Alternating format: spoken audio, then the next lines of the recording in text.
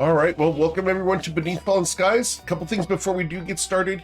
If you know someone who wants to play in a Geomeric game, send them my way. I'd love to talk to them about either getting on the waitlist for a campaign slot or getting into a one-shot. I also have 2 open spots in my Friday morning campaign, which is the Toivoan Sea Dogs. If you're interested in that game, that's at 11 o'clock Central Time. Send me a message. We'll see if you'll be a good fit. Those are some amazing role players. If you didn't check it out, the replay's over on YouTube. Go check that out. It's a really, really cool session. Really cool group of people. We also have the Toivoan SkyMap decoders. Go check these out over at gmeric.com. These have 42 codes for you guys to use in your games. We have the Leslie's Angels blanket on there as well as the Vermin of Verse t-shirt. If you like rat emo rat characters, go check out Ratonio. He's a really cool little rat with a lute. You didn't say it right, Eric. Ratonio. There it is. Ratonio, the bard of the Toivoan landscape. We're going to find out more about him on Tuesday. We got some really cool lore coming out for that group. So if you're interested in Ratonio, come hang out. It's going to be a really interesting session. All right, but let's go ahead and get you guys started here because it's time to play some D&D. And Jimmerly will be here momentarily. He is running just a little behind. So let's go ahead and get you guys going here. And just need to fix the avatars slightly. There we go. Cool. All right. So much to cover today. Hopefully everyone had a good week. You guys are adventuring in the lands of Toivoa. Specifically, you are far down to the central of Toivoa in Karth, where you guys have come looking for the Tablets of Azalan, a key piece in order to raise a sky island into the air. After having met Ricard von Karth in Nausha, you guys have flown across the forests and finally to the outskirts of Karth. As you landed your ship in the sea and have approached by water to the city, you guys are not met by a welcoming party because no one expected you here. Ricard looks at the rest of the party and shrugs. Thank you for bringing me home. I suppose a financial reward is in order. And he's going to reach into his purse and provide you with some coin. Yay. Well, you don't really need to give us coin because I already told you why we did it. Your mom has a tablet. Yes, but we can't guarantee that we can provide you with a tablet, and you should be compensated for the journey. Well, if you don't pay us, that gives us more leverage for her to give us the tablet. He smiles. As a good king, I must take care of my debts first, prior to owing you for other things. You can pay the debt by giving us the tablet. I don't believe that the Tablets of Azalan are equivalent to a taxi ride. Well, it was a pretty fancy taxi, just saying. It's a very fancy taxi, and also, everyone thought you're dead, and we're proving and bringing you back and showing that you're not. So, I think appreciate that. And so I am going to provide you with a significant amount of coins. And he's going to reach down to a large sack and put it on the boat. What if you give us a significant amount of tablet? That's not what he's doing. He's going to provide you with coins. He's not going to owe you the Tablets of Azalan for a boat ride. Lumi will step forward and say, Your Majesty, that is, I suppose this will be fine. All right. I know at least could we ask that we're allowed to speak to yourself and your mother in regards to the Tablet of Azalan? Of course, that's not a problem whatsoever.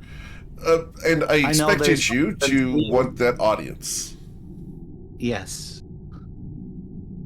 Lumi will, with that, she feels that she looks at the party and just a kind of confirmation that is okay, is that I'm sure we can find we will help. We'll get. I'm sure we can figure a way out dealing with yourself and your mother, and find find a way in which we can trade for the tablet or do some service for her. We'll Yeah, have you to know, see. This should be. I'm not certain as to what these tablets do or how important they are to the city, so I cannot speak to that as of yet. A wise ruler gains all the information he can prior to acting. And that's boring. You should just agree to our terms now. He smiles at Lumi, you. Oh, Breezy. The journey that I've had with you has been delightful. However, I am not going to be doing that. Also, he has 8 wisdom. I know his wisdom stat, Eric. Lumi, she picked out a bag of gold. An idea. I remember his saves. I'm sure you can see Monty whispering into his ear as he's speaking.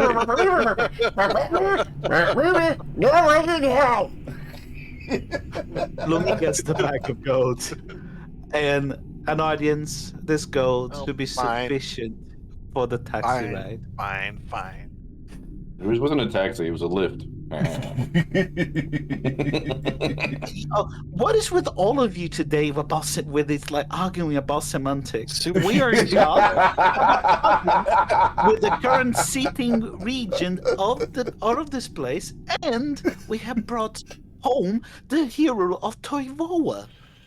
The saddest part is that we haven't yet had a welcoming party for you, Your Majesty. Wow. The coming hero of Toivoa. And Wow, King. Back up loud. What? 1 second. What? Yeah, I was going to say, is there like a storm happening? Because Lumi's just getting drowned out. Whoa, what's going on? What was that? Is everything working okay? Yeah, everything's Is it working alright? okay. It was not you. Soundboard. It was the soundboard decided to crank the volume to 100.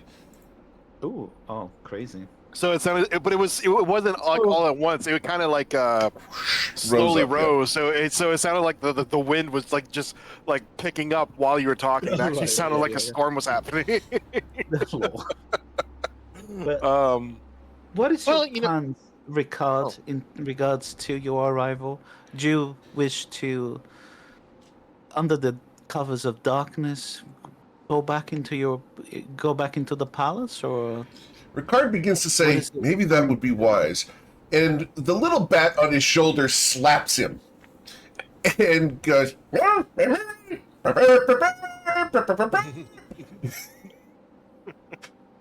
right, Monty, Yeah. fine. No, I think that arriving during the day like we are would probably be beneficial. There's something about the town that I think that arriving by the cover of night would be not right. You are the king of Carth. Shouldn't Yeah, let's go. Shouldn't we announce your arrival to your people? Oh, that's unnecessary. They'll figure it out really quick. He gives you a She winning does an smile. insight. I want to do an insight to see whether he's just like, Ed, he doesn't want to do it, he doesn't want a fanfare, or is actually there's some wisdom behind that. Sure. With a 14. 14, I'm going to go ahead and roll a stat here. Okay, That's fine. this is going to be wonderful. 1d20 plus 1. A 16.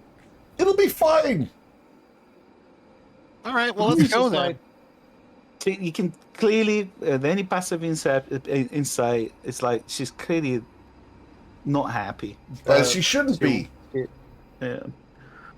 She thinks that we should basically announce his arrival, say that finally the prodigal son is back, and that the slayer of the demigod dragon Vagradon, is back in town, and that he all of the fanfare and everything, but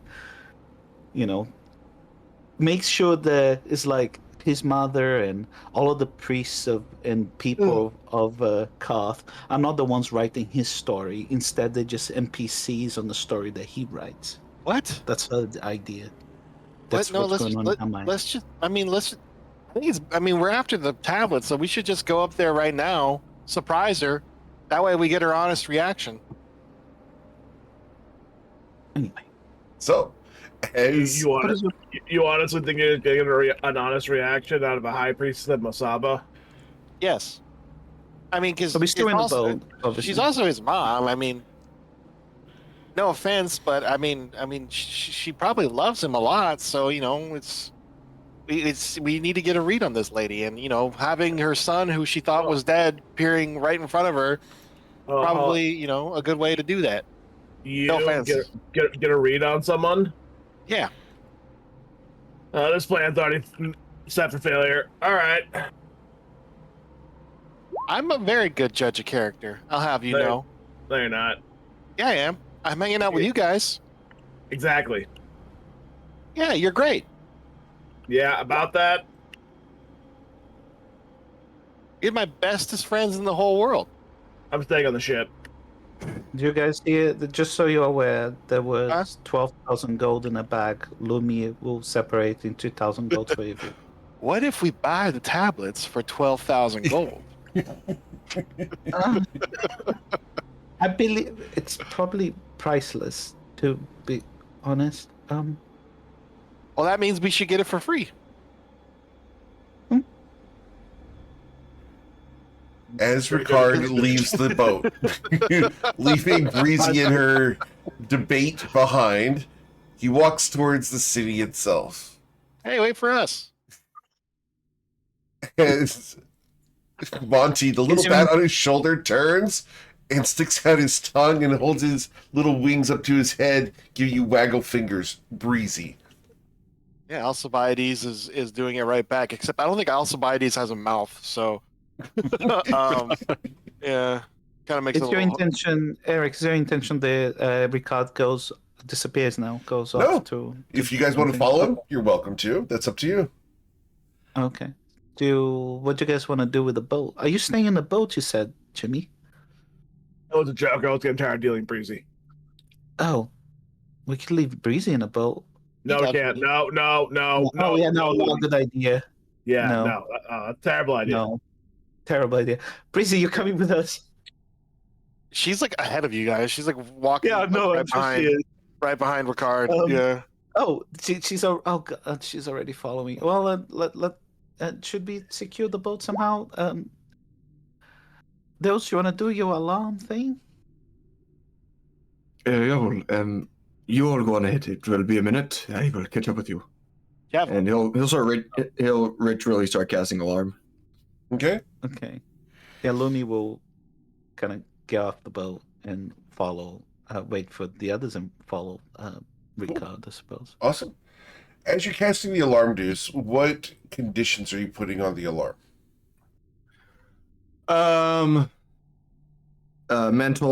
Mental alarm, because we're going to be pretty far. Sure. We're going to be leaving. So it's a mental alarm. It is, it's not activated by permanent party members. We'll put Ricard on there for now, for this alarm. So main party plus Ricard. We'll toss Alcibiades in there. We'll toss... So that's 8. I think that's... Is there a limit? No, that's fine. Lumi kind of comes back to the boat. There's something I can do as well. And she casts forbiddance around the boat. Doesn't that take 10 minutes? Doesn't it take like an hour? It's a No, long it takes spell. 10 minutes. It takes 20 Ritual- minutes. Yeah. It's a ritual cast. Yeah, I Lumi think it's will only catch 10. up with you guys. She will cast forbiddance around the boat and deny every single creature type that it's on the spell. Okay. She'll last a day, and she'll put a password on it as well. Okay. And you have the ruby I do. worth 1,000 Yep. gold that this consumes? It doesn't consume. Doesn't consume it? It only consumes after 30 castings if you do Understood. it in the same place. Cool. All right. Yeah. So Lumi spends 20 minutes doing that. Understood. I think it's 20 minutes. So while they're walking, Yep. Nero's gonna create a telepathic link with just Tomo, and he's based on assuming Tomo's going to probably be a little more out front than where Nero is. Nero being behind him somewhere. That makes sense. Telepathically, he'll tell Tomo, this is Nero. I'm in your head. I want some information I need to tell you, but I don't want to put it out in public for everybody. What is it, Nero? So, remember in Nausea when I went to go meet with a friend? Well, Yes. the friend divulged some information to me that I was not aware of, and I'm pretty sure you're not aware of as well. But I feel that it's a very pertinent information, piece of information that you should know, and it's concerning your master and you as well. Almost stops in his tracks and looks back at Nero. So it came to my attention, a while back. You've been trying to search and find information about the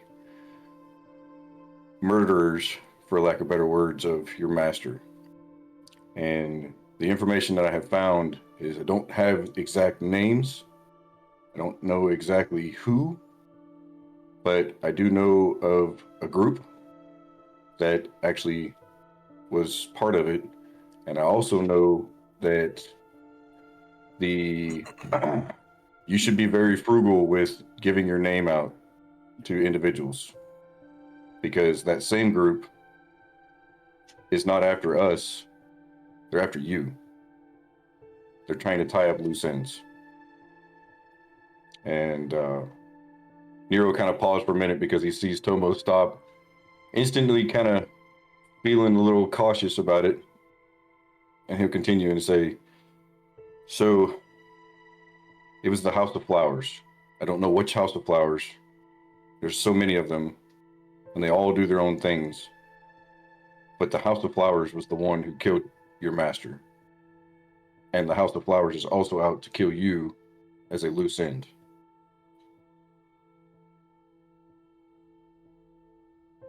Wow. Tomo kind of tilts his head a little bit, looking at Nero, and he says through the link, "Was it your house?" Honest to God, I don't know. I have my own speculations. I was on a hiatus when all that went down. So, but just based on geographic location, I think it's highly likely, because, correct me if I'm wrong, you guys were in Shu, and House of Orchids is a very dominant house in Asatoro. So I feel like it's probable, but I don't have enough information at this point to know for sure if it was, but I do know that it was the house. And for your safety, just be careful about telling people your name, because House of Flower agents are everywhere, and they're not exactly wearing a symbol that say, hey, I'm a member of House of Flowers. But I do know that there's a hit for you, because my friend in Nausea was the one who told me, and that he also said that because this one time he would let you go. Nero, I have no intention of hiding from these assassins. I'd rather meet them sooner than later. It's understood. I'm just wanted you to know, and I wanted to be cautious about it, because the implications of what could happen it's always dangerous. And while I know you're definitely not one to shy away from battle, I just wanted to make sure that you're aware as a whole, because I know you want to know more about your master's death. And I found some information, so I wanted to let you know. Which is also why I'm doing this telepathically, because I don't know if this is information that I should divulge to everybody. Tomo gives a slight nod, and then he says, "Tell me, Nero, What will you do when I find these assassins? I will do my best to help you. I'm not going to side with them. At this point, it's already become apparent to me through my friend in Nausea and Sweet August Rose that there's turmoil in the House of Flowers, and some of the more dominant players in the House of Flowers have already decided to basically kind of not openly defy, but ignore various commands, so to speak. So if it comes right down to it, and they come out after you, I'm going to do my best to take them out just as well as you will. Tomo gives a slight grin. Very well. Thank you, Nero. Let us keep an eye out for these assassins, then. Absolutely, and I will keep doing my digging, if you will, to try to find out more information as we proceed along. I know there's a House of Flowers presence here. I just don't know where, so I'm gonna have to do a little poking and prodding to see what I can figure out while we're here, depending on how long we're here too. Between this and the dissertation that we found at High Peak, I feel closer than ever to my goal. Thank you, Nero. Absolutely. Tomo will turn and keep following her card. Cool. All right. So an out of character question: when was oh my gosh, Master Abe? When was he killed? Was it like 20 years ago? Because I know Like 20 years Tomo. ago. Okay, yeah, because Tomo was like middle age and or 40 years old. It was like a while ago. It was a while. It wasn't. Okay. It wasn't just wanted like last week. Or yeah, it wasn't like a a year or two ago or anything like that. It was. How long It's ago a cold again? case. It's a cold case, yes. Slightly. All cold right. case. If it was 20 years ago, Nero was only 9. So Yeah, I was about to say because he's like, oh, it was yeah. All You're right, I just wanted directly to double check. responsible, Nero. Yeah, I think 9-year-old yeah, right. Nero, I mean, aka Chucky. No. Right. We're not doing That's that. scary. That is scary. A little snake boy coming around the corner. Yeah, no shit. Oh, look at me. Look, he's got big eyes. Yeah. All right. Cool. So as you guys make your way into the city, it's dusty and sandy, but the people here are looking at Ricard von Karth coming through the city and are respectful to him. They acknowledge him and are going to move out of the way. You guys are greeted very warmly, but there's a undercurrent of expectation. No one's coming up and fawning over the King of Karth. No one's approaching him asking for favors. He's just...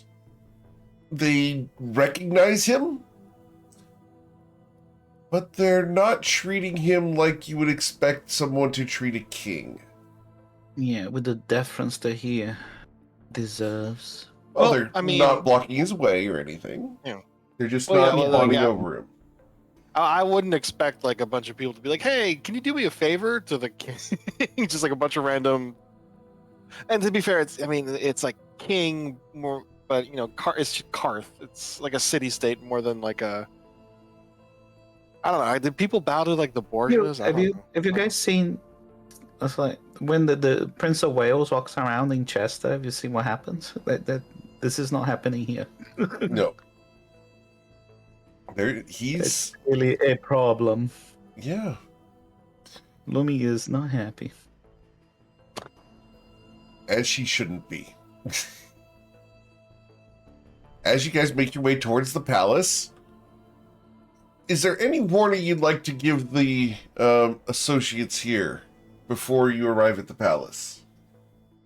No, Ricard? Well, Ricard would be like, when we get there, be very careful what you say. My mother's a plotting individual. And you guys will make your way to the palace. It takes the better part of an hour to walk there through this dusty place. If you guys have water skins, you'll want to use them. But as you arrive, you see a arcade of statues. All 8 of them depicting Ricard von Karth.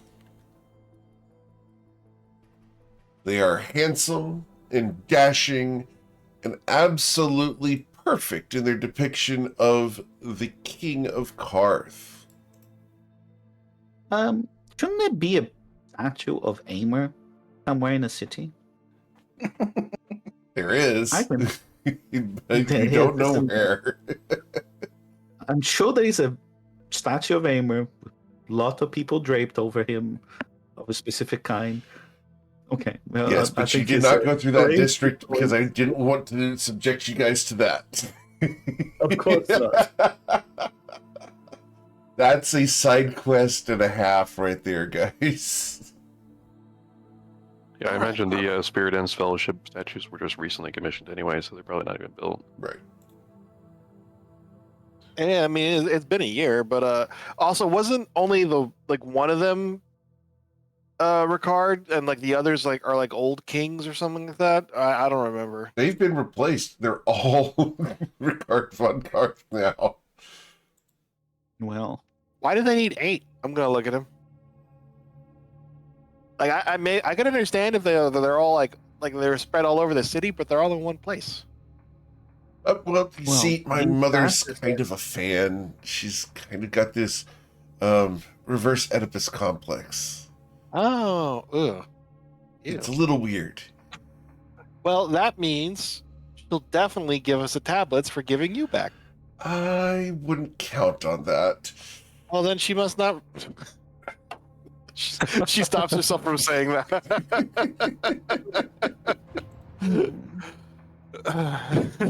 If your mom really loved you, she'd give us the tablet. Wow. Talk about just an exploitive little part. So, Your Highness, or can I just call you Ricard? Between us, I don't mind Ricard, but once we get all formal with my mother, King of Karth, Lord von Karth, Your Majesty would probably be best. Awesome. We will address you in the correct manner. I do have a question, though, for you, if you don't mind me asking. You're the king. Is there a queen? One. Lumi just spits. He shifts. Well, there's well, technically, there was. I got an annulment. Oh, Interesting. what a sad. Must have Are been you- a sad story. Are you actively looking for a new one? No. In fact, there's a chance I might get back with my ex. Oh. So you didn't learn the first time, is what I'm hearing? Hmm. I'm giving her a second chance. Interesting. Is that correct, Sean? I believe that's correct.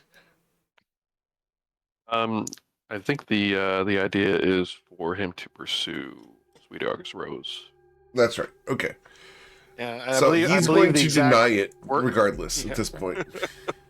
I believe the exact words I used on the document were Rose is completely down to be friends with Beth.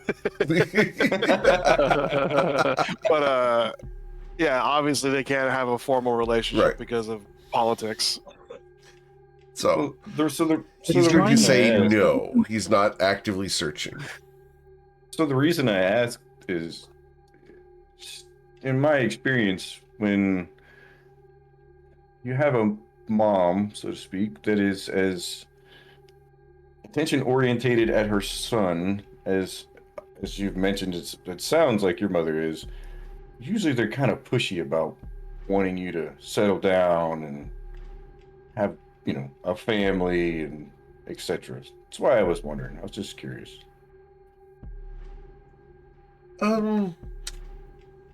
She's probably going to push for it, but I think I can handle my mother. Fair His enough. deception check fails. He not wants it. This is a case in which he cannot succeed on that deception check. And there's certain times where I will just ignore a roll. In this case, Ricard cannot deceive you of the fact that he believes he can convince his mother. That's like me trying to convince Breezy to do something smart. Just ain't happening. Yeah, Jim, really? Hmm. All right. Well, as you guys make your way forwards, the guards at the gate will greet you, and they open the gates and allow you inside. The guards, though, are 14 feet tall, very hairy, and generally rough looking.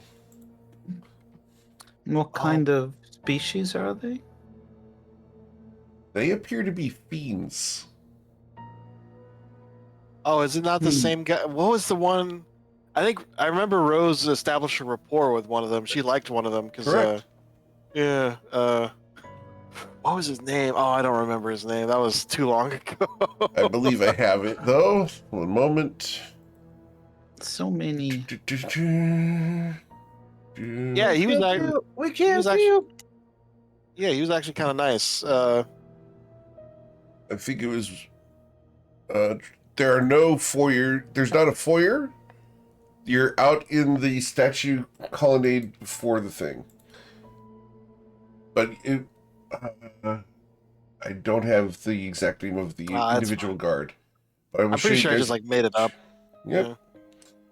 I will show you All an right. image of the individual that you guys are seeing as guards. They're technically Yeah. giants infused with fiendish energy. Yeah, these Cyclops guys. Yeah. Cycloptors. I think they're called Cycloptors. Sure, I just made that up. I know you did. Because it's false. Well, because look, they're like minotaurs, but they're also Cyclops. So Cycloptors. Right? Cyclotors, Cyclotors, yeah. Wow. not to be confused with a bicycle.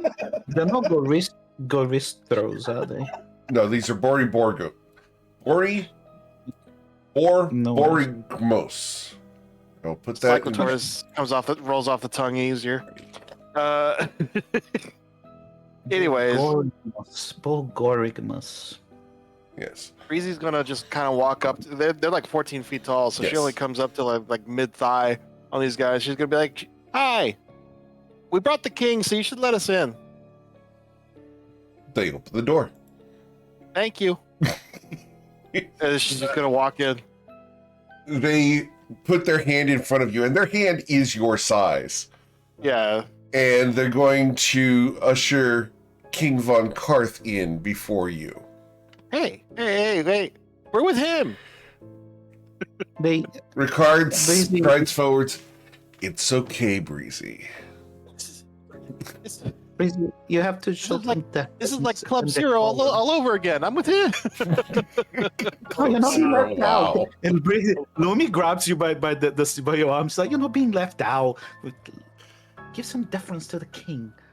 Let him go What? first. I don't know the What's meaning of that word. What's Club Zero? Don't worry about it. It's a fluid and mage thing. I'm sure something to do with me, where all the men They've got some good drinks, yeah. get drunk. I'll say, How did you know? is that the place you weren't invited, Breezy? Shut up. Breezy's never been to Club Zero. No, she just wasn't allowed in. Yeah. As you guys come in, there is a throne ahead of you Unfortunately, I could not get a good throne image, but seated on a smaller throne off to the side of the main one, you'll see this woman. This just feels like a Denethor all over again. Not wrong.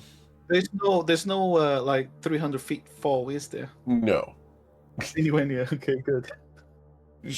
She's seated There's in the no front, even and as she sees Ricard, she stands up and walks forward and comes to him, reaching up. She places her hand on his face. Welcome home, son and king of Karth. Your throne awaits you. And she's going to walk him, ignoring y'all's presence completely, up to his throne, where she will then stand behind and to the side. And your associates who have come, thank you for returning the King of Karth to his throne.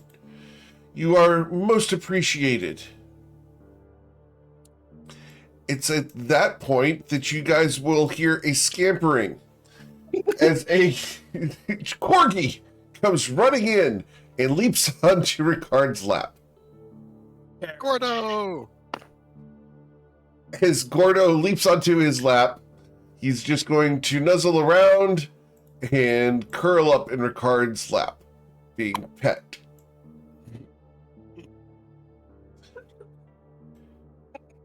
The queen will come over. Gordo, now's not the time.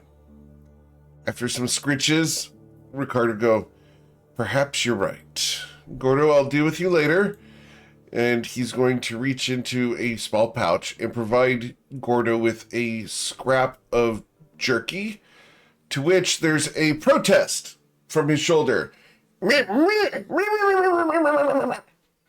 And our friend Monty is going to go chase Gordo away.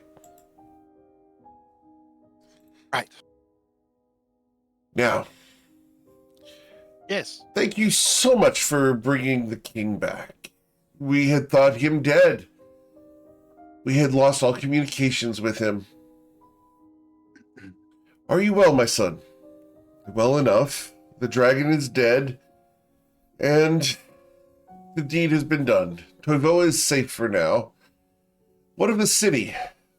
She comes around. Aren't you certain you'd like to discuss this privately? He looks at the party. Perhaps that would be wise. No, you can talk right now. We don't mind. He smiles at you, Breezy. These are matters of state. And while you are my friends and escorts, and the queen raises an eyebrow at the word escorts, I believe it is time for us to talk privately about the business of Karth. You have an audience with me and my mother tomorrow. Please enjoy the hospitality of the palace. We will give you rooms and food and drink, all you can desire. Make yourselves comfortable, and we will see you at 11 o'clock in the morning tomorrow. Eric, what is the expressions on Lumi's eyes? Her looking at the queen, or the queen. Sorry, Freudian slip there. What is the expression with with Ricard giving us all of this stuff for free and everything else and ordering, saying like doing this stuff? What is demure and expressions? She's a little concerned because she doesn't understand who you are, but she's not protesting, and it's not a scowl. It's more of, roll an insight check. Let's see how much you can intuit on this. Okay. It's the best I can do, I suppose. With a 12, Tomo's also looking. Can Sure. you do an insight check? of course. I mean, my passive insight is 17. But Sure. So, based off of the way she's presenting herself and the information, the conversation, etc., This is the same type of reaction that she would have towards anyone who escorted the king back. She believes that you guys deserve to be rewarded in a hospitality way. She understands the political aspect of you guys returning the king. You guys deserve an audience. But she also, at the same time, acknowledges the fact that, hey, look, the King of Karth has been gone for weeks, months, a very long time. And at this point, she's approving of his decision to put off the audience till tomorrow. That's so that fine. I think she can provide the information to him. Lumi is she tries to sniff out any betrayal or anything else. Is she actually happy about her son being back? She is a glass half full kind of person, so she's just pessimistic about it. She's like looking at her. This woman's been,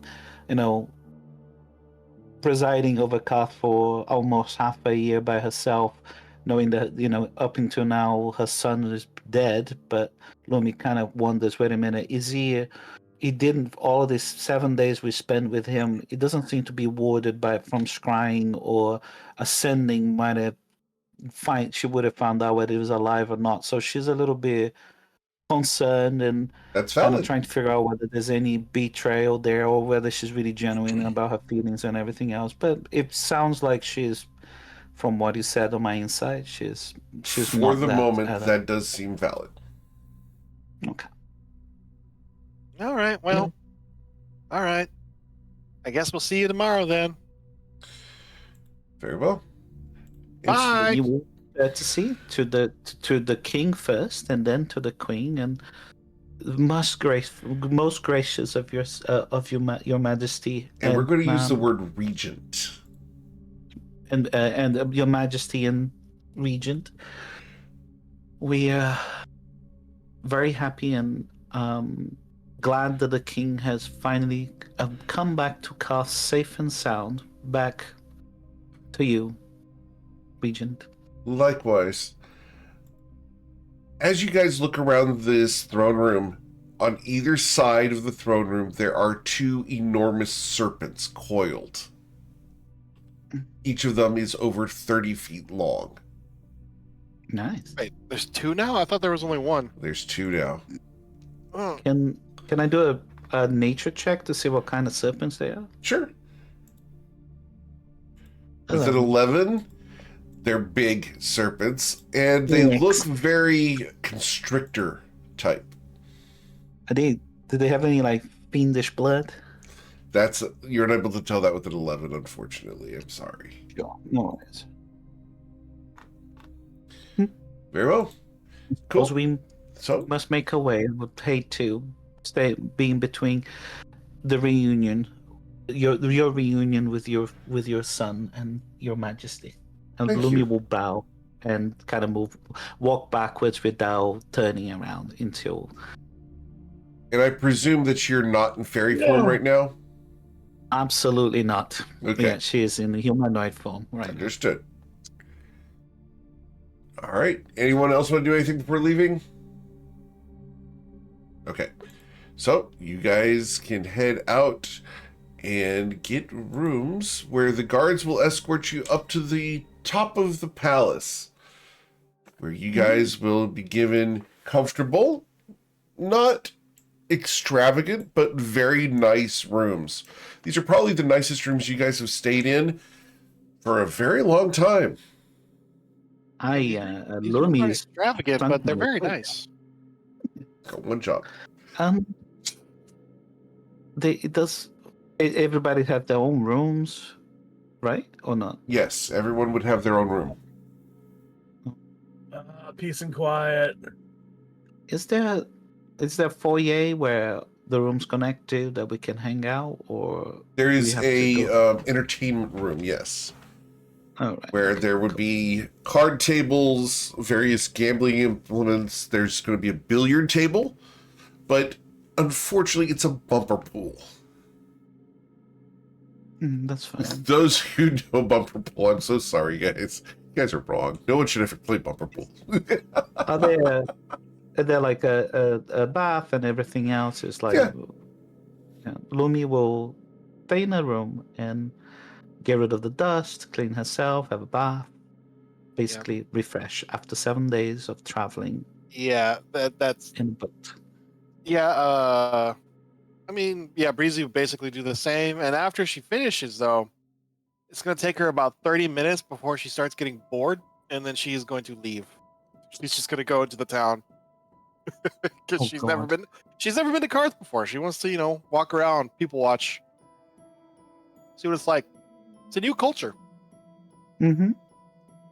Well, All little right. did I know that is enjoying a long bath, which eventually she will join the group in the entertainment room. Awesome. With your passive perception, everybody, Breezy is gone. The blinking outline again. The blinking outline, indeed. All right, Breezy. No, you I mean, head off into the city of Carth. yeah, Alone. yeah. As you It's a go into the city, the guards here are Tlinkali, scorpion people. Each of them is heavily armored with plate armor that covers their torso, their 6 legs, the long tail that has a poisonous barb at the end, and each of them carries 2 brutal swords. It's intimidating. I have 2 cutting swords. So she's gonna. So when you say plate mail, is it like their top half, their human half is covered in plate, and The then whole bottom half thing. They look like walking tanks. Being armored. So do they have have do they have chitin underneath the armor on their lower half? Yes. She's gonna look at the armor. Like, are they It's- patrolling and stuff like that? She'll be Yeah. walking next to them. They're just looking at the armor, like, oh, look, it's thinner on their bodies. I guess that makes sense. Yep, I will show much you does that the weigh? standard art of a Tlinkali. This is the standard art for you guys. How much does that weigh? They're going to look at you enough to crush you. Doesn't that make you tired? No. Also, it's kind of hot, but I guess you don't have skin underneath that. Does chitin burn? They look at you. Is that a threat?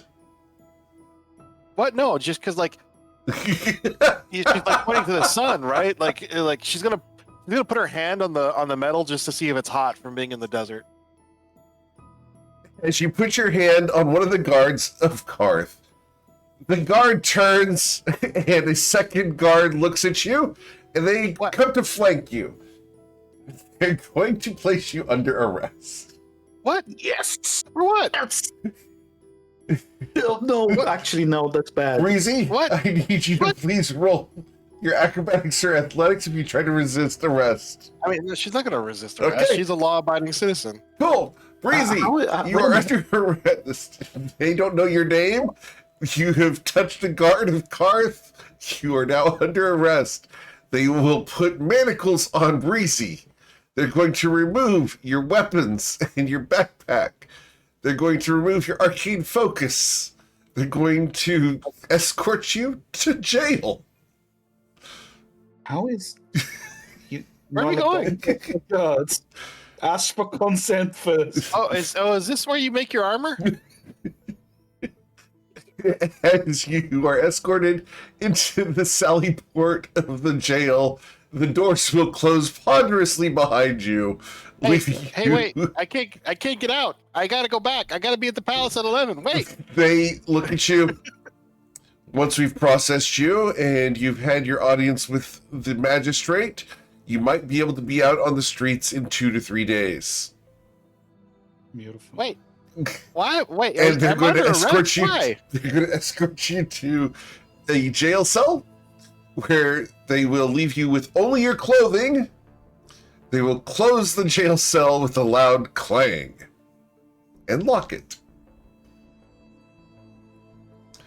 They will then walk away, leaving you to stew on the fact that you don't even know what charges you've been charged with. I should have expected as much from Corlin barbarians. Yeah. You say Breezy that, and probably- in the cell with you, there is an orc scowling and wearing a very rough dress.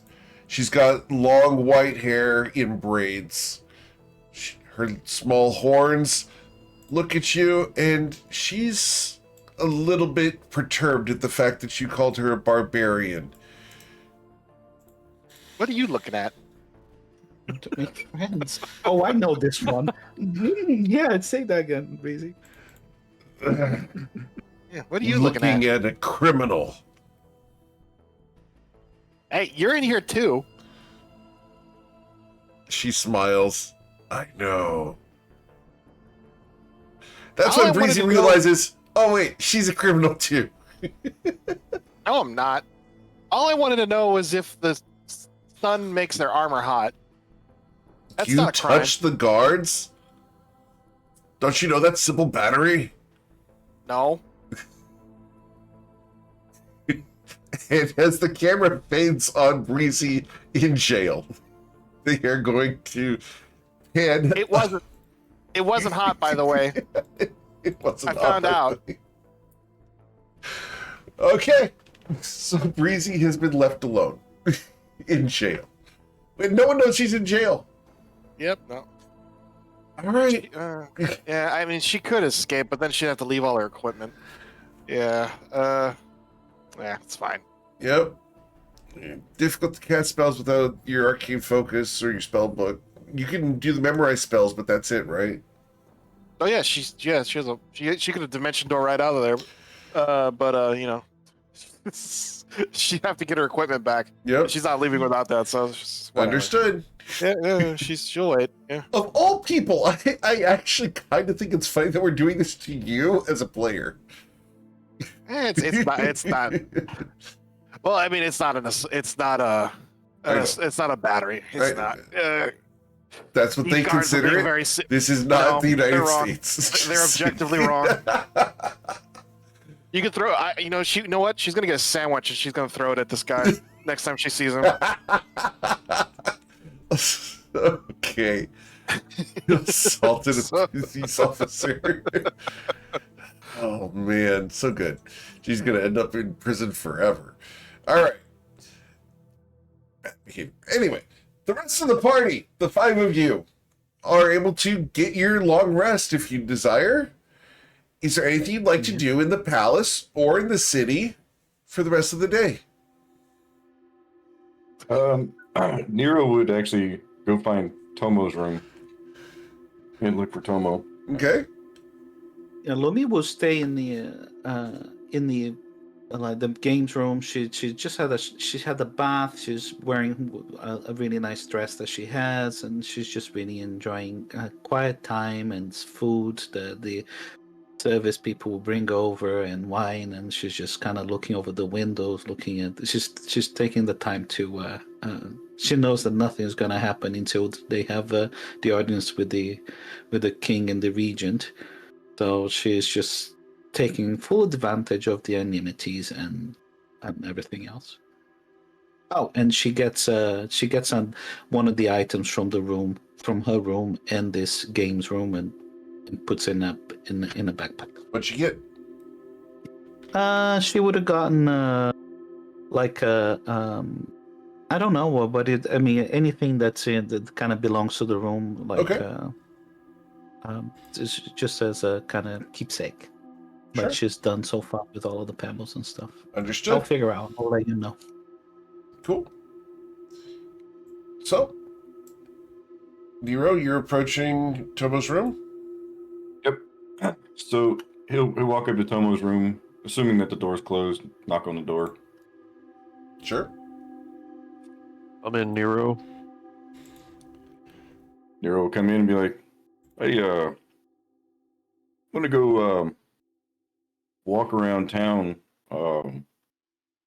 If you'd like to accompany me, I would not be objected. And then telepathically, he's gonna tell Tomo, hey, so I know of a guy here in Karth. His name is Charles. And Charles, one second. Charles is He's at a place called the Bitter Empress Club here. And you mentioned wanting to confront your assassins. I'm not saying that this guy is an assassin, but I'm saying that maybe he can give us some information that could help us find out. If you would like to go with me, you're more than welcome. I would love to join you for that, Nero. Before we go, I've been thinking about what you said. Yeah. You would turn against your house, me. I would, for the sole fact that I don't necessarily approve of everything that they do. If you remember, back in Asatoro, when Madame Chio tried to tell me, or tried to essentially get me to take out the old woman at the shopkeep at the apothecary, it's not really my style. I don't do that kind of thing. It was frowned upon. Granted, we came together as the group and kind of figured a workaround. But yeah, I'm not exactly pleased with the way my house is, and or some of what's going on with the House of Flowers. So yes, I would, if I haven't already, to be in the grand scheme of things. And how will the House of Flowers react when they find a weed amongst their midst? Oh, they'll definitely try to prune me, without a shadow of a doubt. Well, if you will help me in my task, I will help defend you. Feelings mutual. I appreciate that. It's nice knowing that I have a friend of your size and stature and capabilities to have my back. Tell smiles and nods. Let's go find this Charles in Karth. Absolutely. So then, after that's all been done telepathically. So now he's going to keep playing out the whole like talking in person. Like, yeah. So I was thinking, like, I know we just did some shopping in Nausea, but there's got to be some pretty interesting stuff around here. I mean, this place is full of like fiends and just I don't know. There's got to be some interesting stuff around here. Well, it is a port city, so I'm sure it has a good supply of trade goods. And we're now flush with cash. So. Speaking of that, meanwhile, I haven't heard Breezy. Where's her room? She's probably getting into trouble somewhere. Oh shit! Do you think he left? Oh, Let me out! Let me out! She has her Our cup badger's native to this area. clacking it against the bar. I don't know about badgers, but something tells me there's going to be all sorts of creepy crawlies and spiders and God knows what else, scorpions and I don't know. I haven't been here myself, so I'm not really familiar with the local wildlife.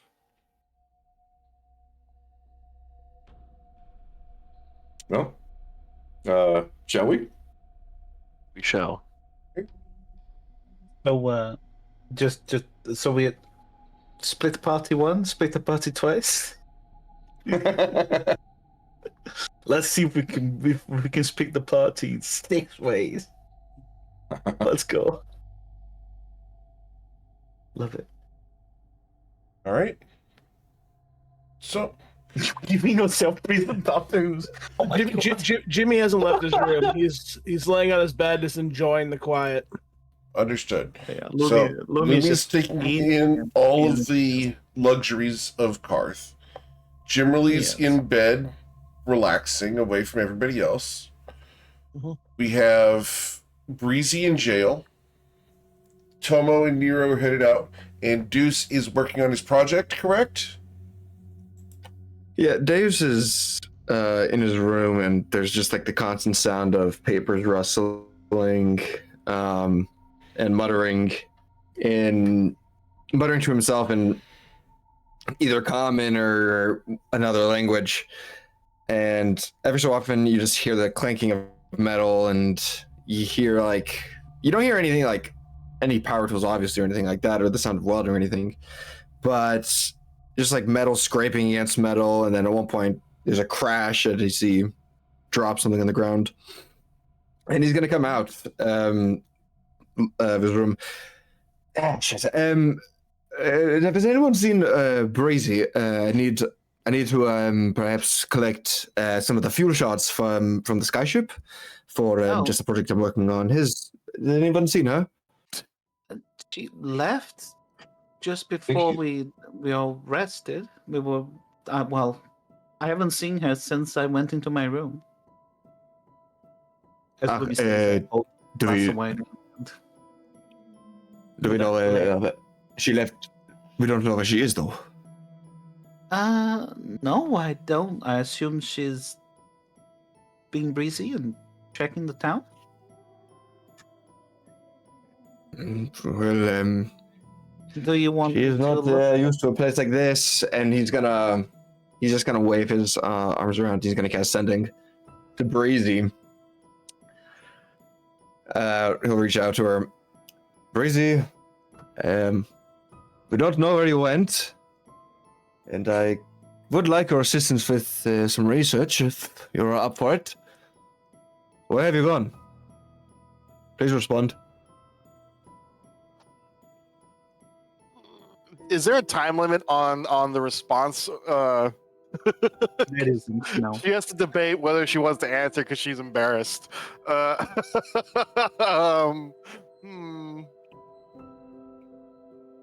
did it again. I'm currently tied up.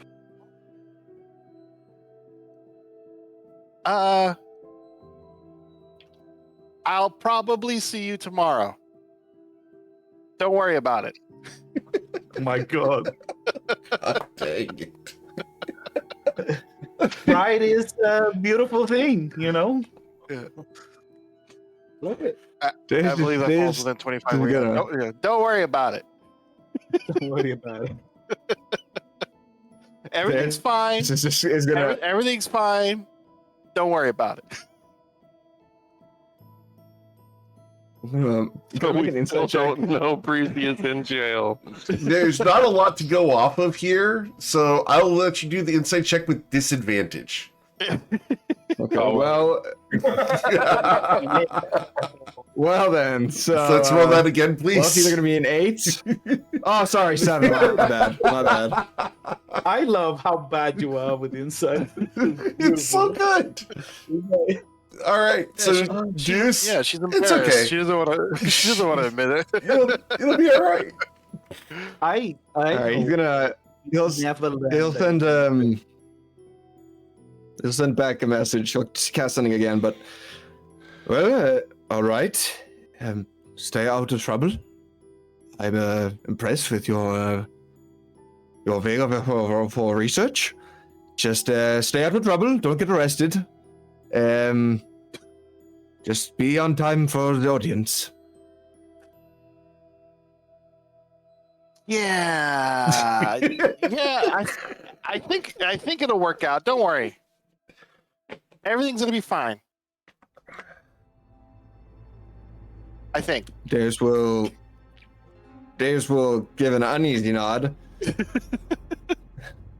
Well, that answer was not as competent. Well, she is smart. She wouldn't do something foolish like mess with the city guards or anything. I think she will be all right. I suppose I could ask her about it tomorrow. I believe she's tied up with some research right now. Probably trying to find some information about the tablets, or perhaps even information about the skyship. But well, then if she's available. She's like, well, at least she's off Jimmy's hair. He needed. I'm sure he's enjoying his quiet time. Jimmy's hair, the thing that doesn't exist. Looney is like very aware of that, but it's metaphorical. Yes. We can make him a wig, you know. Jimmy's hair is nothing but cables. Exactly, yeah. Give him a like really cool cable wig. He's got cable dreadlocks. 128 strand. No. Oh yeah. Oh yeah. Do you Blue, you're orange, going green, to and be brown. working on? Let me just like you're going to be working on your thing. Well, in a sense, yeah. I need, You and know he'll that kind of, the- he's gonna run to his room. He's gonna run to his room real quick, and he's gonna grab the blueprints, and he's gonna grab the dead arcane core, all the way back from Yeah. Akaru, and he's gonna grab his notes that he took about the Chrononecron keys, the very loose notes he took from Toad Cash, and the conversation with the train wreck. He's gonna bring those out.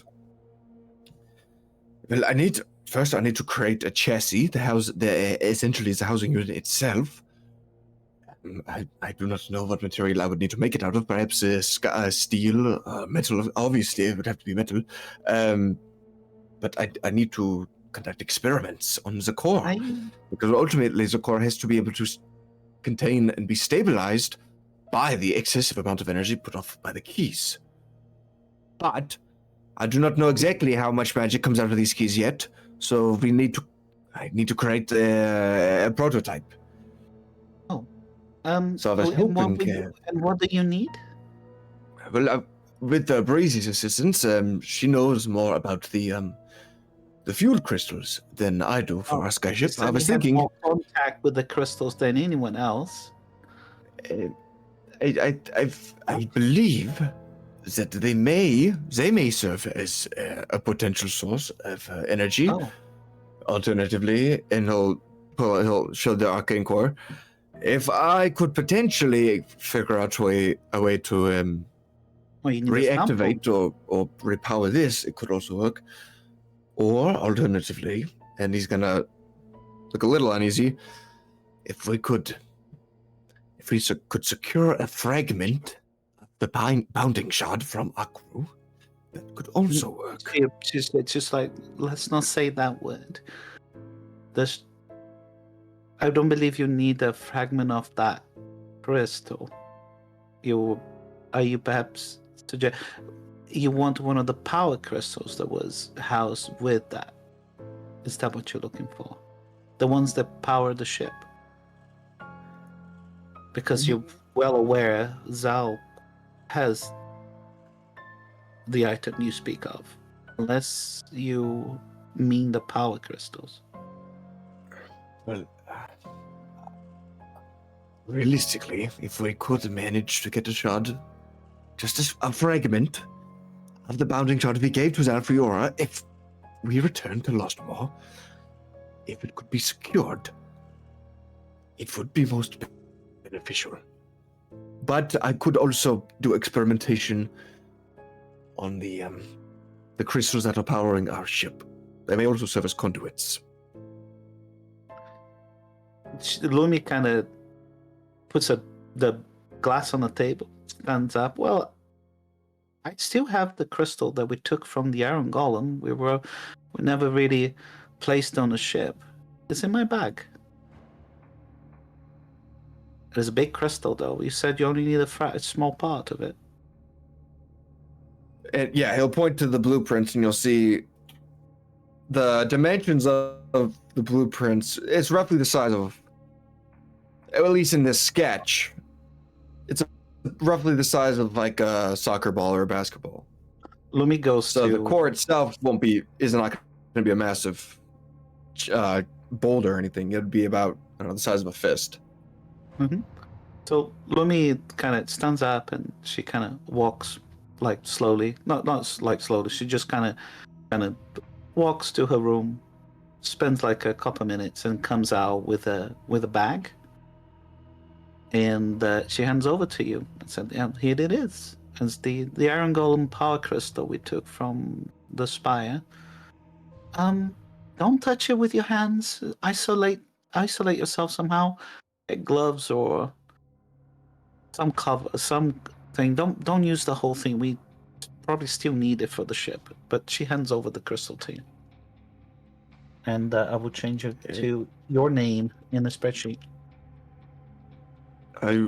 Dares will take the wraps along his kind of wrists in the bottom of his hands, and he'll loosen them so that way he can rewrap his hands to be covered by the cloth.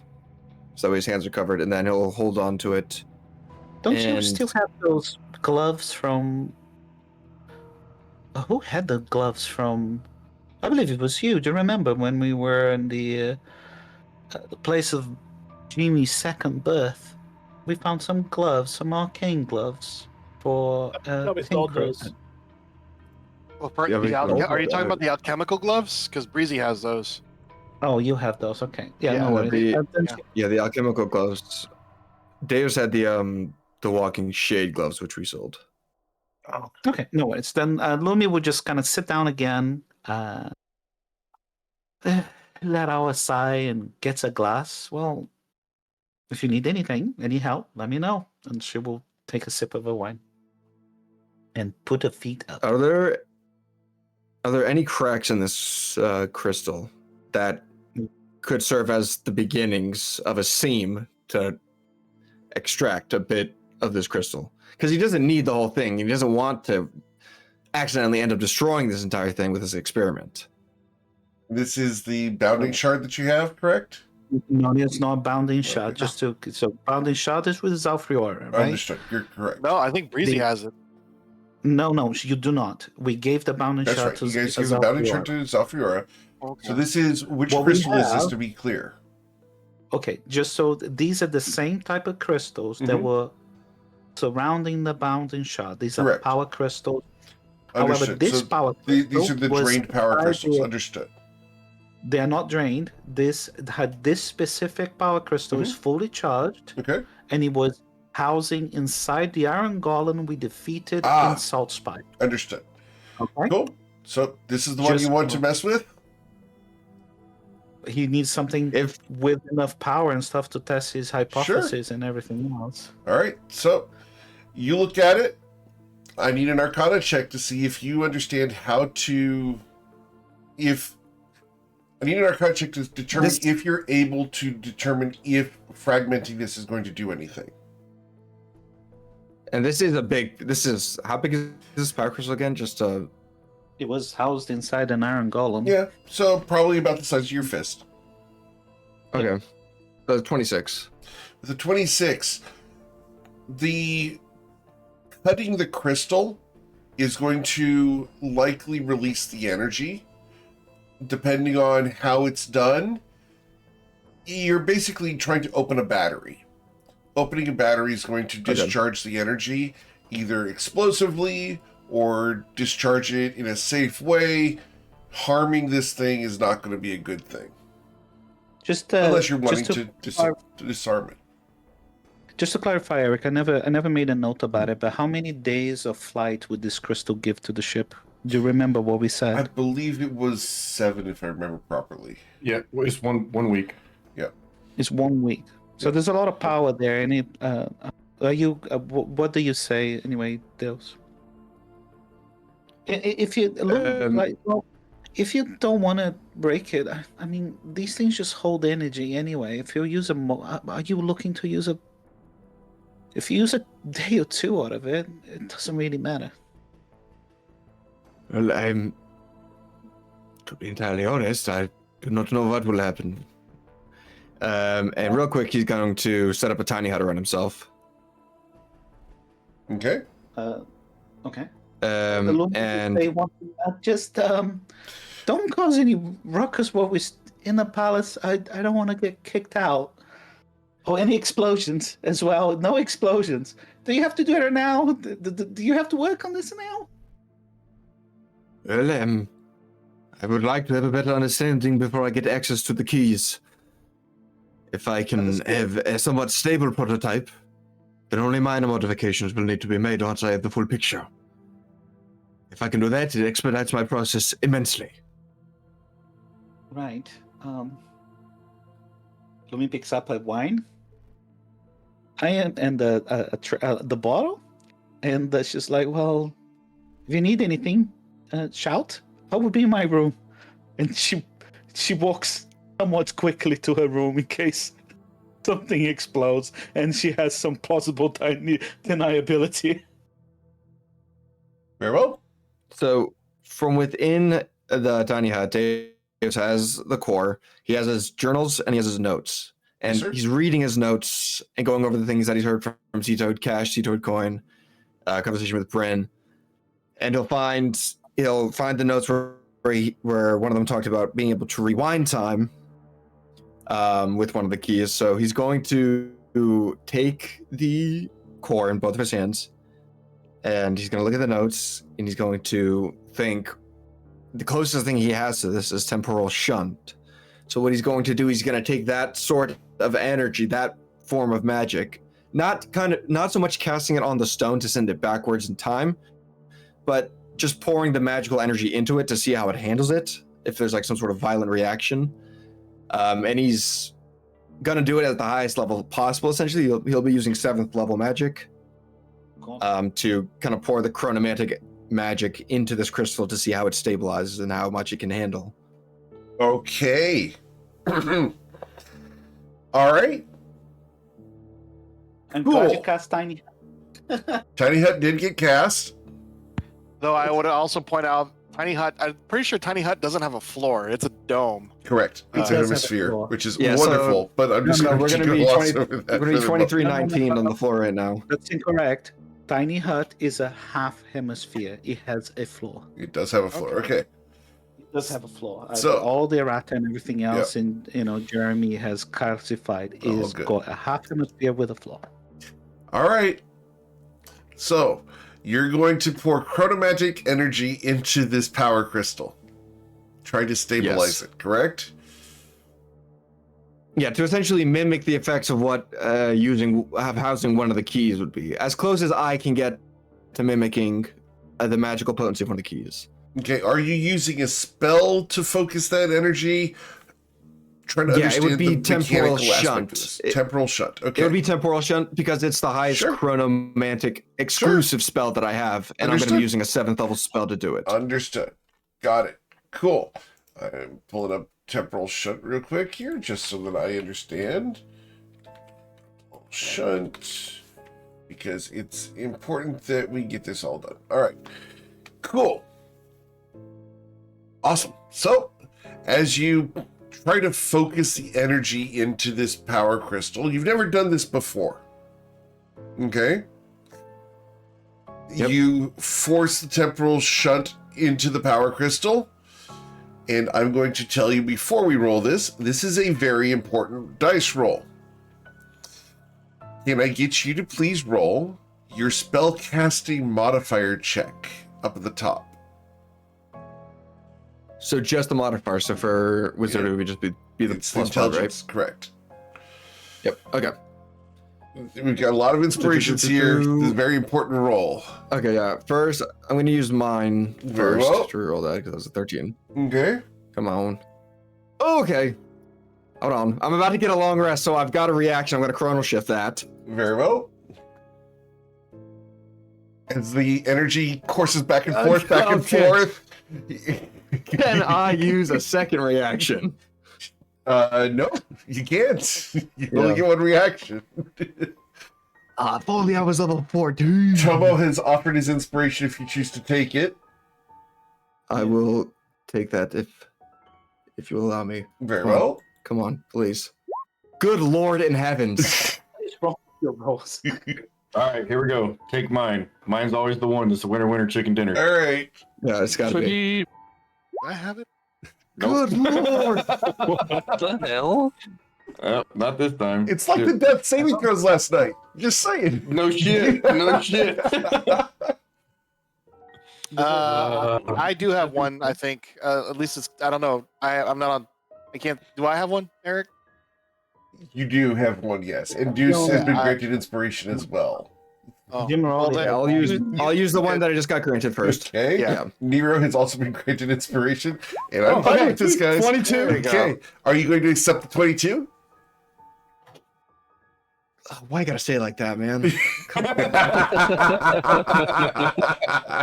Am I gonna accept the 22? Or do you No, want to you try want- for higher? You can gamble. This is Vegas, Dude. baby. It is Vegas. You want that Do love a good dopamine hit. gamble. You want that 20. I do really want. For the record, that's a 20. 17 on the die so far. Yeah, that's the highest we've gotten so far. Crank that penny slot. We're going again. Oh my gosh. Another 17. That's good. Dealer, what are you doing All here? right, Breezy, Dealer, what are that's you doing? I think yours. that's a Gone. sign, actually.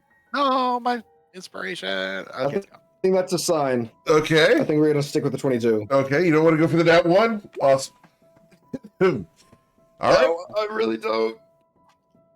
So you force the chromatic energy of temporal shunt into the spell, into the crystal. As it happens, your energy is pumped full into this thing. And you wait a moment. And we're going to roll a saving throw on this object because this isn't rules as written. We are definitely bending rules here. Yeah, All 100%. right, so 1d20. Let's see where we're at. So a 13 on this thing. And what is your spell save DC? 18. 18. Okay. So as you do this, the crystal will disappear.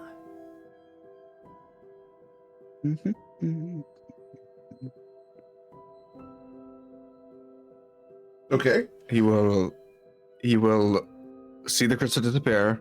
He knows how temporal shunt works. He's used it in the past where he's going to stay there. And just he's for gonna the hold. animation of this, because we do need to lean into the cinematic aspect, as you're doing this, it starts to fail. Your aim on this spell begins to twist and warp until you finally feel more confident in this and are able to find the weakness in the crystal to force the energy in.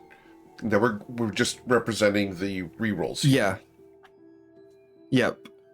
Okay. But he will hold his position because he knows if the effects of the spell took hold, like they would normally when he's casting it, then it should come back to him. It should come back soon. So he's gonna hold and he's just gonna wait. Okay. He's just gonna let time be still for a few moments All right. and see what happens. Cool. Outside of the dome. Lumi's by the door. By the peeking. door. Are you peeking at the dome? She's peeking at the dome, yeah. Okay. As you peek at the dome blinks out of existence for a moment. Inside, you see no difference, Deuce. But Luminostra, there's a big hemispherical emptiness there. Just an empty room for 6 seconds. Oh. She looks at, well, he finally did it. He erased himself from history. Do I still remember him? What was his name again? And she's kind of trying to remember his name. Deus. And Deus. he reappeared. The dome reappears. She takes a sip of a drink, Perhaps the gods are smiling upon him. Inside the dome, Deuce, the crystal reappears in your hand. Fantastic. And I need to go ahead and create He a will new hold- item. Look, guys, if we do high-risk things will- and you guys get there, we're going to give rewards. It's fun. So this shard is going to be altered by this experiment. Lumi will Yep. gingerly walk out with the wine glass and the bottle on her hand and just like, so, did you do it? He'll walk over to the edge and he'll see Luminostra's like form and he'll kind of like take his sleeve and he'll wipe the wall so he can see. And he'll try to talk out. But I think it worked. The energy core is most definitely changed and manipulated. I have strong reason to believe I have the core to it all. And he's holding it in his hands and he'll let it go for a second, and he'll just kind of like let it roll around in his hand for a second, toss it between himself, and then he'll take a step. He'll grab his notes and his journals and his blueprints, and he will step out of the dome, and it will disperse. Now Lumi I looks need at the house area. kept. So well, that works then. I'm surprised you kind of disappeared for a moment, like completely. Good thing you had the tiny hut. I wonder if it would have affected a much larger area with whatever you did. I did not go anywhere. The stone said I disappeared, but I moved yeah. into the room. You went outside. It just turned into void. The space where the tiny hut is in just stopped existing. You were no longer here. Just to scratch his chin. Perhaps the tiny hut created a localized liminal space that the overloading of the temporal energy caused it to spill out into the hut, causing the entire area to be filled.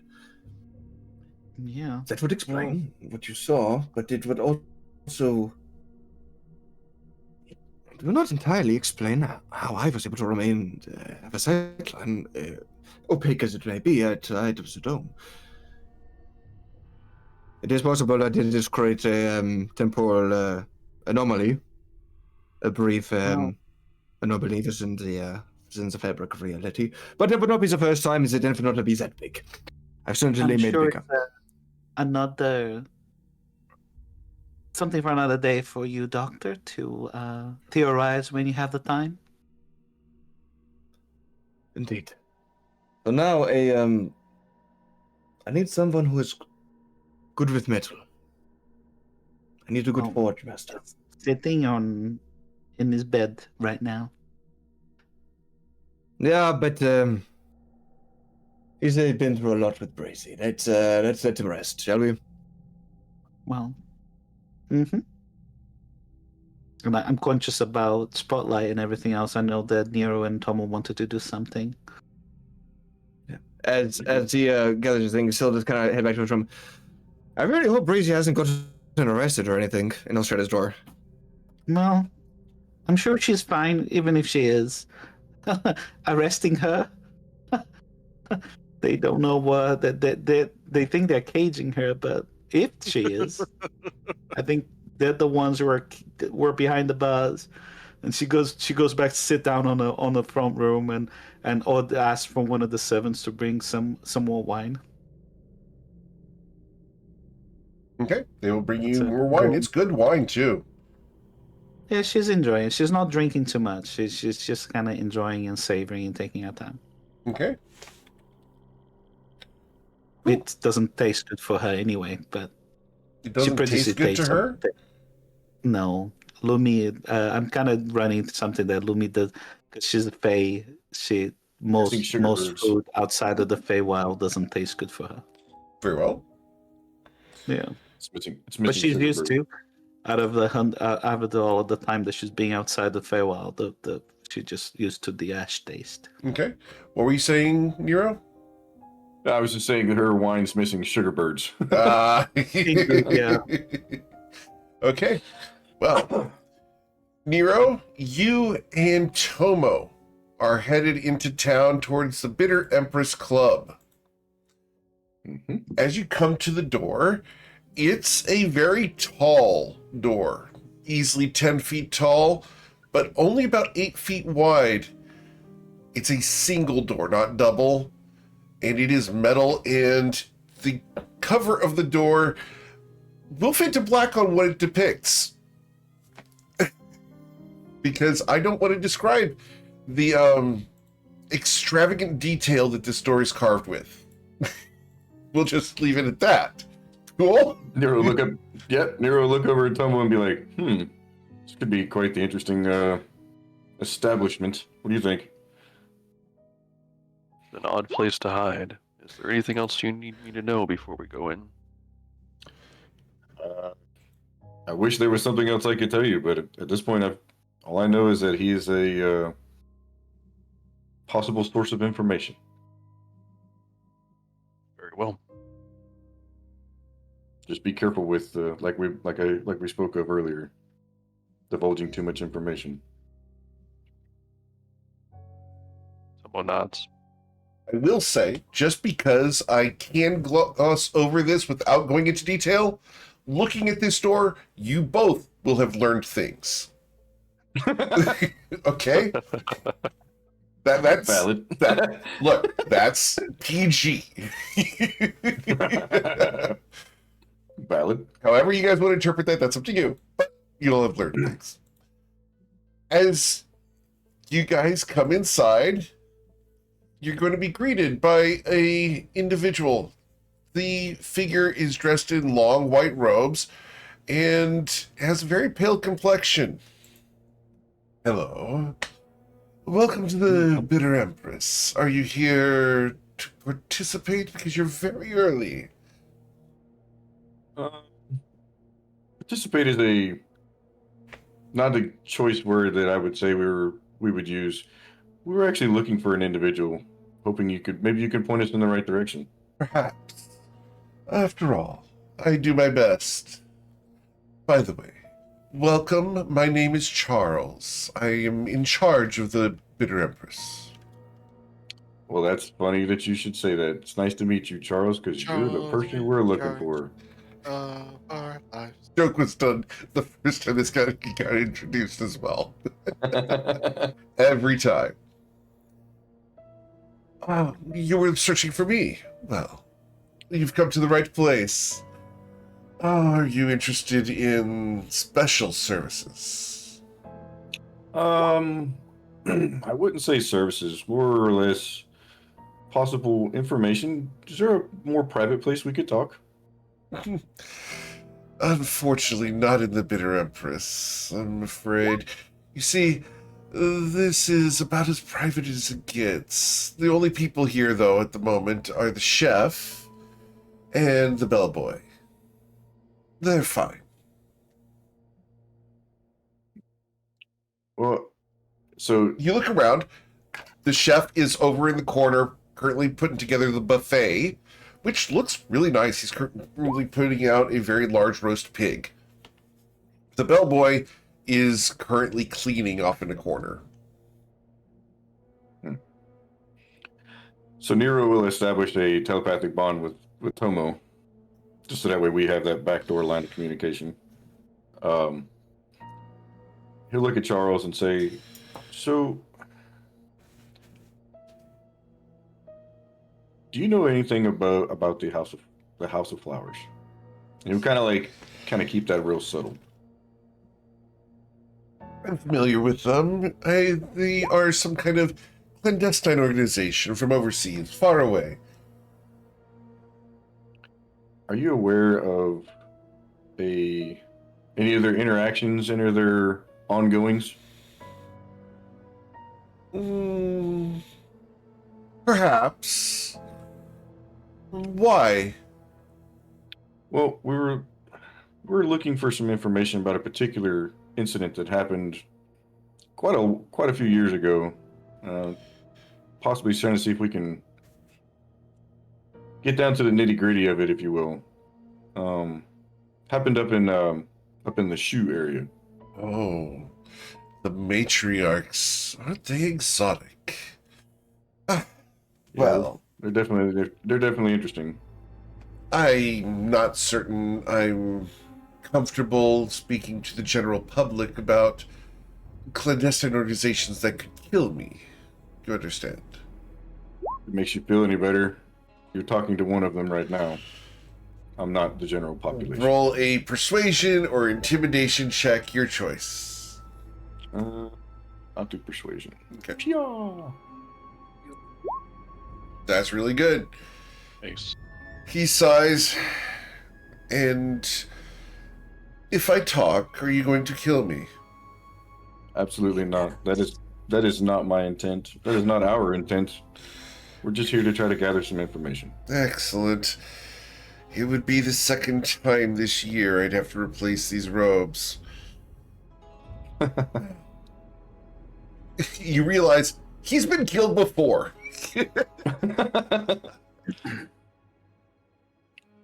So, well, if the intent is not to kill me, well, then perhaps I can be of service. I hear many rumors that come through Karth.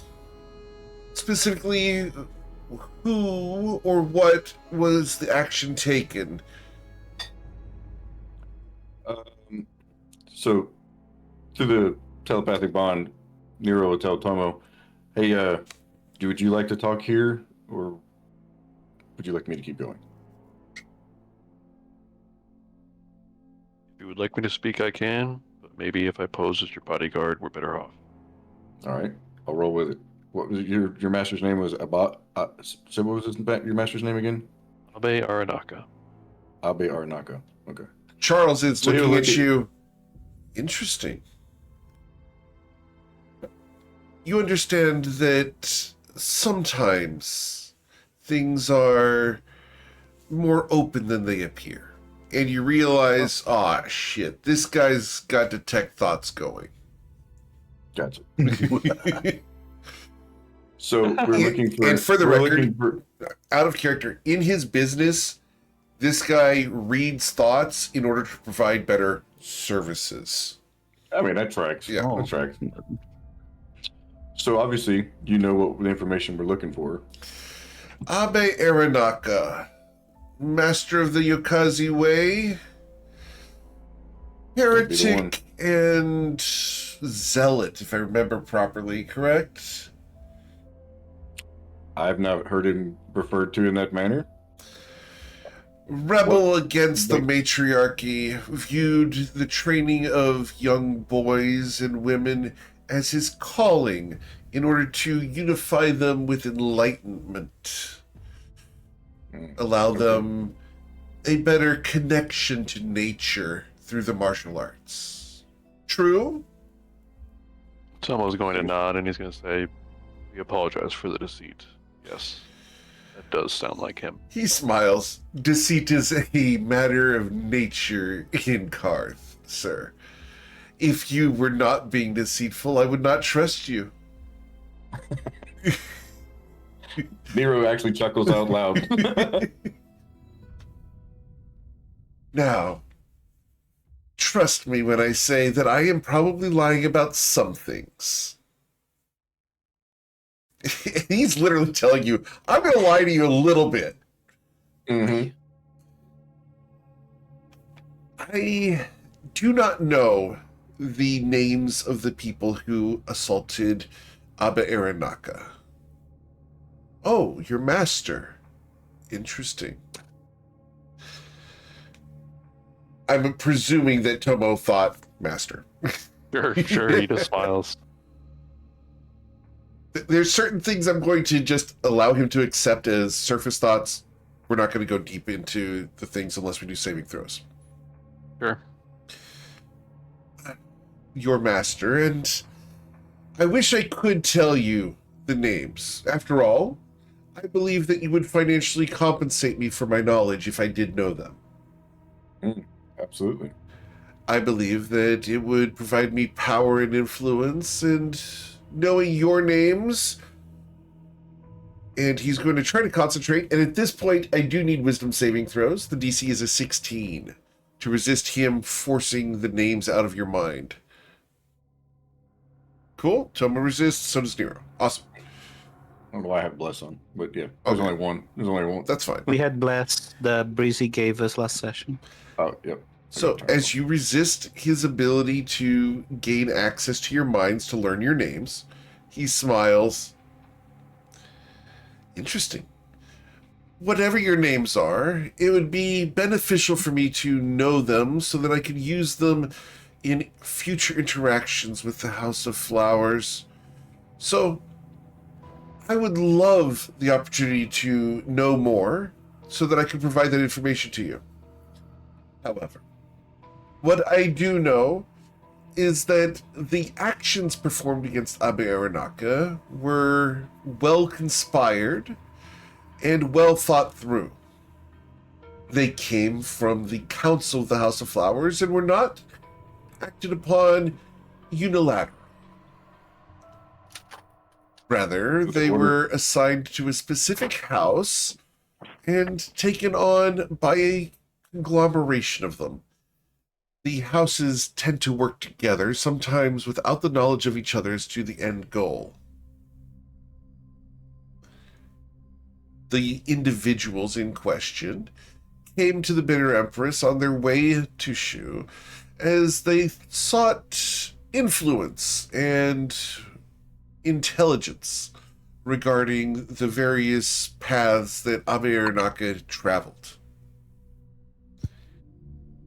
He smiles broadly.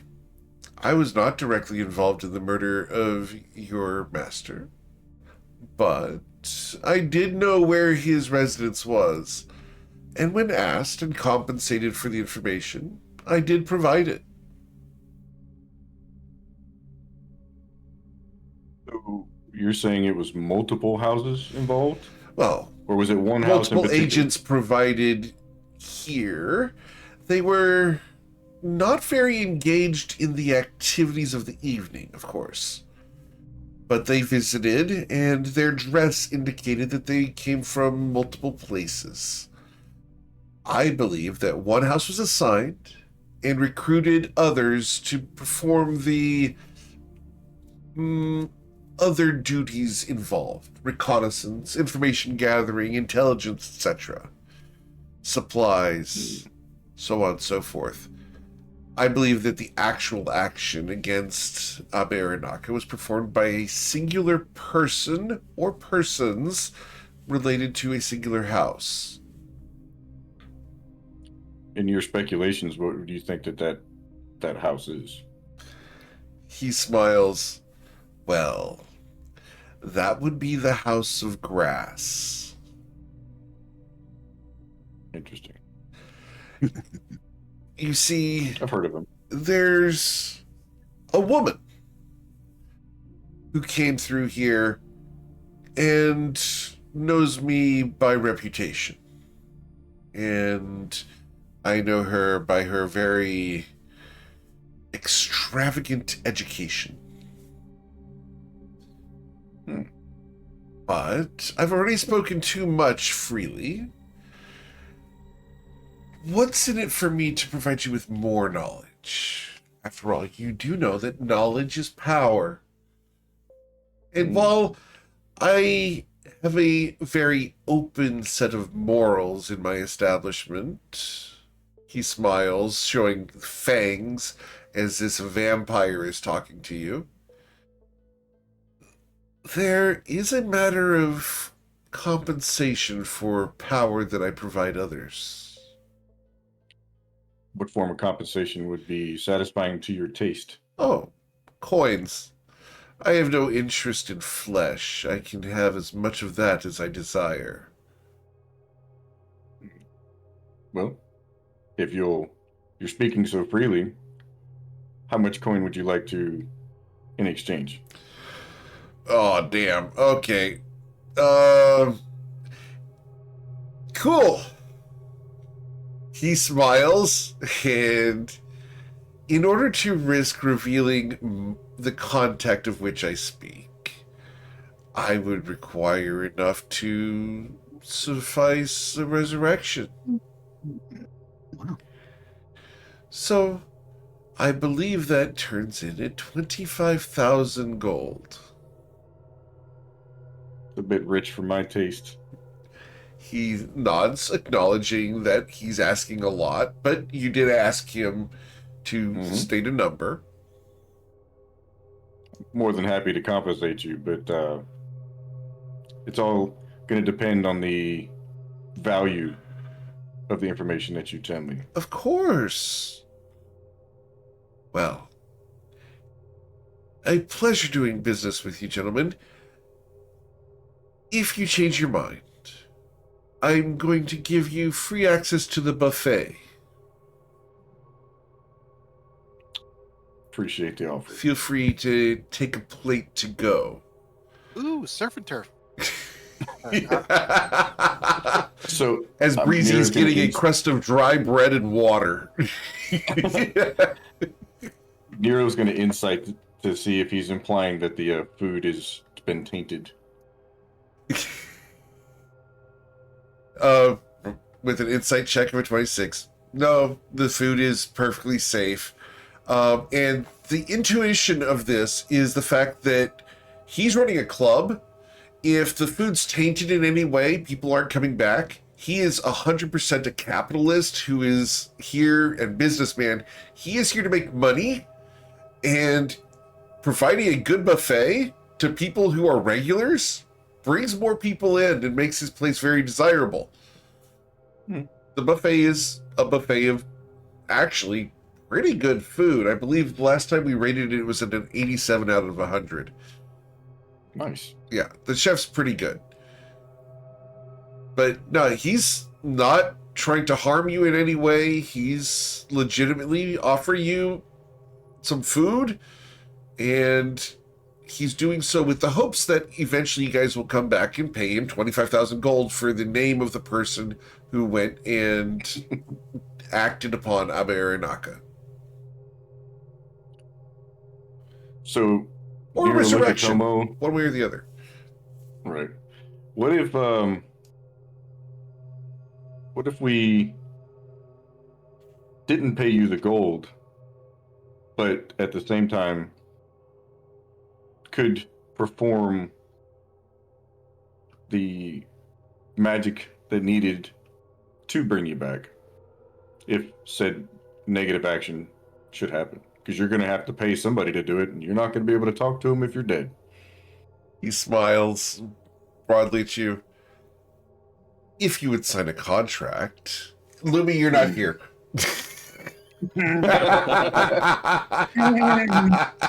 Your ears are tickling. Your ears are tingling, and a shiver goes down your spine. Somewhere, someone signing a contract. If you would sign a contract. Yeah, she shivers as Galliford knocks the trinket into the floor and looks with satisfaction. She suddenly shivers as she holds the thing. Something is happening. There's a disturbance in the Get rid of- force. There's a disturbance in the floor. She continues Nero- drinking. Oh boy. Nero's going to look over at Tomo and be like, what do you think? You think the nerds could do that? We've seen it done.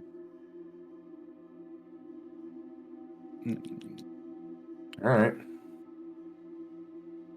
So, The question we would have would be, Yes. how would we be notified? we can ensure that happens. He smiles and raises an eyebrow. But here. And he's going to go over to a filing cabinet, standing up, walking away, leaving you guys standing or sitting. Are you guys sitting on the couch? Oh, Nero would have been standing. Standing. Yeah, Nero would have been standing the whole time. Perfectly fine. He goes over to a filing cabinet, unlocks it with a very ornate key. That key is very complex, and looking at it, Nero, it's magical in nature. Opening this filing cabinet is exceedingly difficult. He opens a filing cabinet, goes back through a few files, and pulls out a piece of paper. It's pre-written. He comes over and places it on the coffee table, takes a quill, pokes it into his finger, and will sign it. And then wipes the quill off, cleans it, places it in a small glass of remaining alcohol that's sitting there, wipes it off. Here, your turn. And the indication is you are to sign this contract in blood. I'm glad you yeah. specified that, because my mind was going somewhere totally deceptive. So, before I sign this, out of character, Eric, Yeah. I'd like to know the actual wording of the contract. Sure. It's not deceptive at all. It is, if you are notified that Charles, the maitre d' of the Bitter Empress, is slain, that you will do all in your power to provide a resurrection of his body into its current form. Okay. It's just straight up. This guy, while he lies a little bit, for the most part, is very straightforward. All right. So I hope Nero it's look a over. one-time deal, not like It is a one-time deal. Yeah, it's very specific. It's not for all time. There's actually a time frame on it that says 50 years. You know, it's not a binding for eternity type thing. It is, hey, look, this is a 50-year contract. Unless he eats you or converts you into a thrall, like he goes into all these other things, but it really just boils down to, hey, look, if Charles dies, you're obligated to try to resurrect him. So Nero's gonna look over at Tomo. He's gonna grab the quill. He's gonna look at Tomo and be like, "If you would really like to know, I will sign this contract." Oh my. Tomo's just kind of like furrowing his brow at Charles, but he looks over at Nero and he nods. So Nero's gonna look back at Charles and say, "I trust your information is going to be correct." He smiles. It will be as correct as my knowledge allows. It's not speculative. I will tell you who came here searching for Abe Aranaka, and I will even give you a physical description of her. You already gave enough. He's a woman. I was just thinking the same thing. That eliminates 50% of the population. That's fine. 50% left to kill. All right. So Nero's gonna take the quill. He'll poke his finger, Okay, and he's just gonna put an X on the page. awesome. The woman's name was Calatrix, and I will put this in chat for you here. An elf of approximately 5'6" height, long black ears, long black hair. She's quite the badass monk. She's an assassin of extreme skill and quite the fervent taste for experimentation. You understand? She's the one who sought the information about Abe Aranaka. She came through here approximately 20 years ago on her way from the top of Reston across this small place and into Shu. She didn't know exactly where he was, and so I provided directions as to the rumored residence of the Windmaster.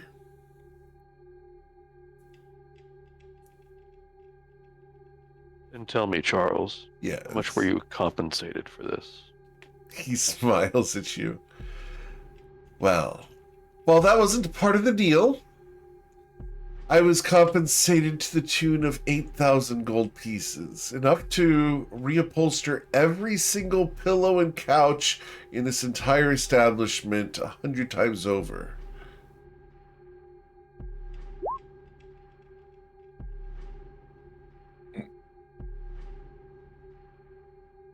Well, my friend, do you have any other questions you'd like to ask Charles? No. Very well. Have a wonderful rest of your day, and if you do desire, do go past the buffet and help yourselves. We do have a very good banana pudding today. Oh, Nero's totally going by this. It has Nero's already vanilla gonna go by wafers it in anyhow. it with small chunks of diced banana.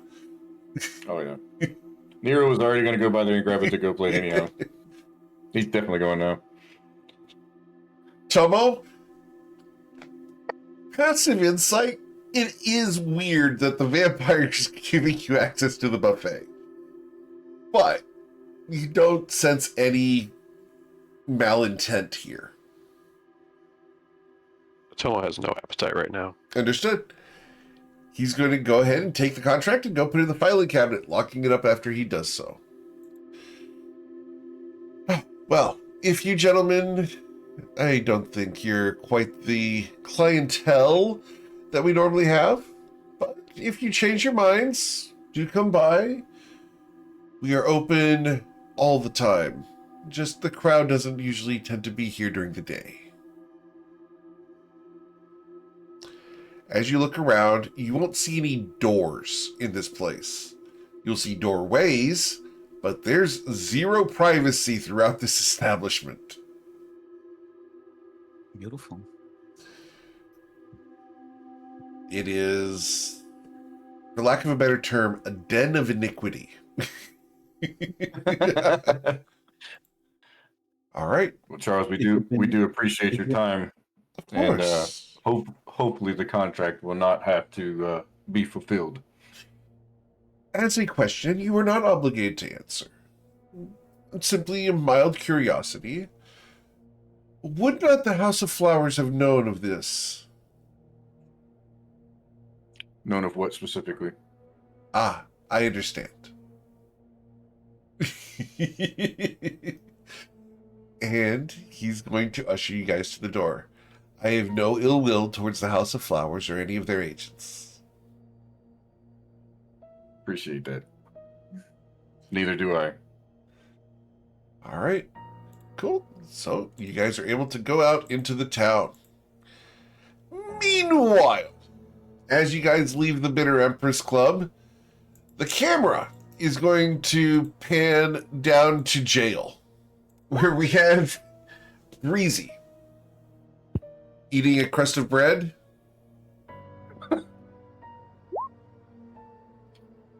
You know, is there a guard outside the? Yeah, there's like cell? 4 guards. Yeah, there's the intake desk. There's papers all around. Yeah, there's guards walking by. This isn't enough food for somebody. You should give me more. I'm hungry. They'll give you a second piece of bread. Well, look, okay. I need you to go to my stuff. There's an onyx bowl. I need you to get it. Go get it. Trust me. They won't do that.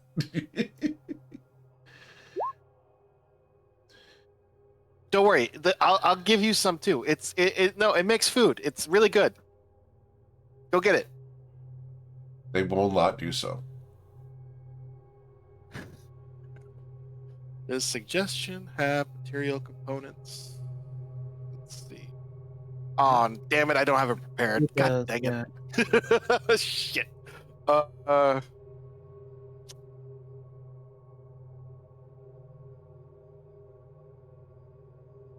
see.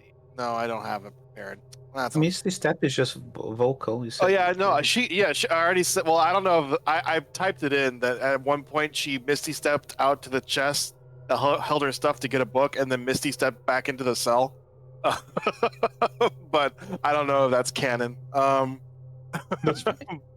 would be. It's funny, so that's the important thing. Did you get your jail tattoos? Oh yeah, she has tattoos all over herself now, like crosses, skulls. She has a Spurs tattoo on her neck, 210 on her chest, all sorts of stuff. 3 dots on her eye. Oh my and God. Oh yeah, those are all real tattoos, by the way. Gang tattoos, by the way. Okay. I can't imagine. Yeah, like MS-13. How many teardrops? Well, she hasn't killed anybody yet, so. Well, she wouldn't pretend she has. So. The question for me is, how much in criminal tattoo knowledge does Breezy have? Yeah, good point. Well, she does have the Oak Lady there to talk Oh, sure. to. Yeah. No, she has none, but this is just her imagining it, and it just happens to be correct. Understood. for some other world that she's never been to and doesn't know exists. The orc lady that's with you here is going to watch you do this because she's in the cell with you, and there's not a lot of entertainment in jail. Just saying. Yeah. So she's going to watch you actively tattooing yourself using magic, right? You want some? She's going to snort at you. No. But she's going to start recommending a variety of tattoos, like a spider web on the side of your neck and everything. Oh, yeah. She's going to do the whole thing up. And you're going to end up looking like Jelly Roll. The funny thing is, Breezy can act because she can summon the crown, so she can see the back of her neck and places you normally can't see. Sure. And then she can also use Mage Hand to draw on her back if she needs to. So she can actually tattoo herself pretty easily. Indeed. But she'll be talking to this lady in Orcish, practicing her Orcish. Okay. Because she actually is learning how to do that. Yeah. So, you know what? I'm gonna make a roll. Haha. With a 31. 24. 24. She has advantage because she's getting the help action. Yep. Aha. This woman is going to start teaching you more insults and Orcish phrases that involve the poor patronage of the guards here. She's going to teach you all sorts of insults that you can use on Gimmerly. She's going to teach you all sorts of profanity. That takes her over 70, so she's learned Orcish. All right. Amazing. So the two of you can communicate fully. Yeah. So in the span of like the 8 hours she's down here, she goes from being kind of like stuttering, not fluent to fully fluent. Yeah. I'm a genius. All right. Cool.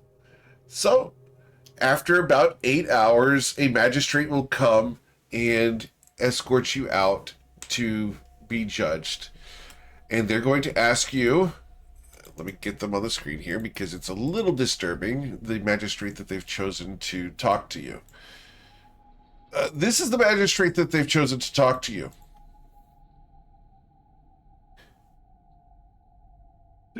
He's very vicious looking, but fairly well spoken in spite of his very rough appearance. You are accused of a crime of touching guards without their consent. How do you plead?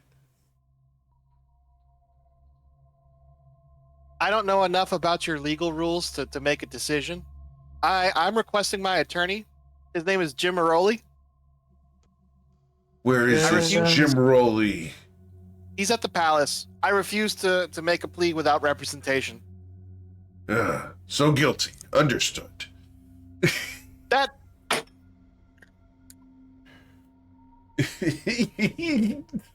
she's crossing her arms. You realize they don't have due process here. And so you don't have the right to attorney. Nice try. And he's going to say, the fine, because the guard was not harmed, is 3 gold pieces. And time served. No, I want deferred disposition. I want this case to be dismissed. I don't want this on my record. I have no history. He reaches over to the crate, the wooden crate that has your stuff, fishes around through your stuff.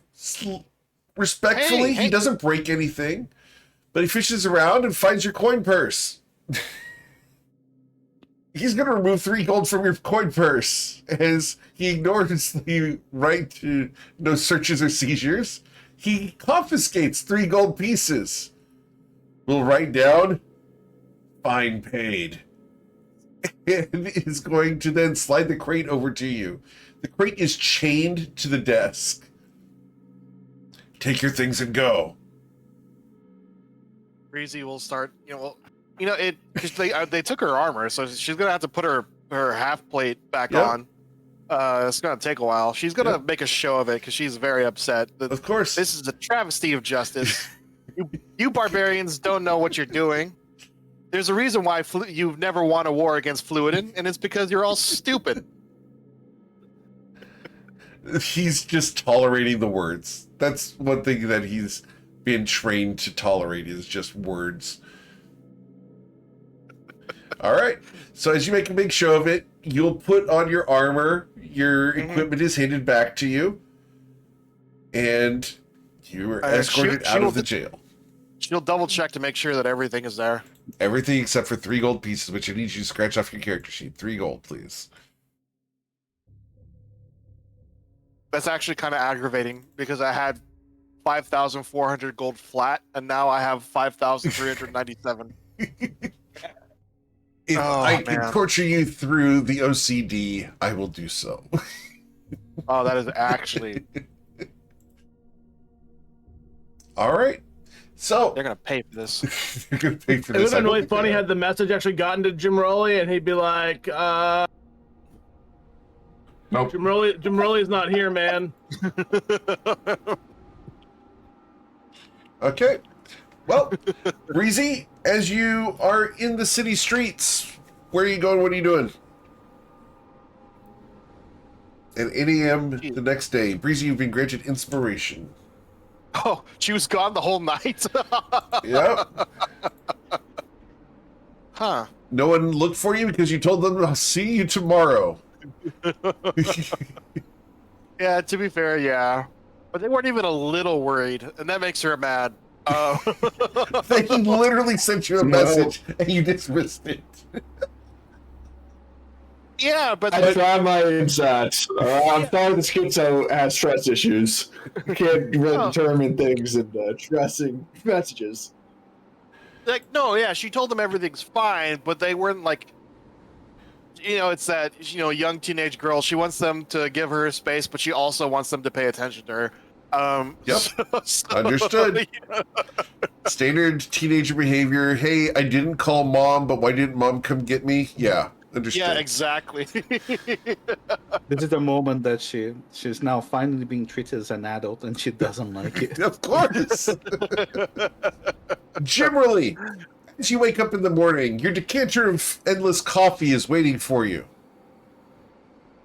Jimmy gives a nice happy sigh, and takes a big sip of coffee, and he's in the back of his mind, he's kind of wondering like, why hasn't Breezy done anything terrible yet? We haven't heard of anything happening, and so he's a little concerned, but he's gonna ignore that and drink his coffee and have a nice slow morning. He's gonna ask the servant for whatever constitutes a newspaper around here.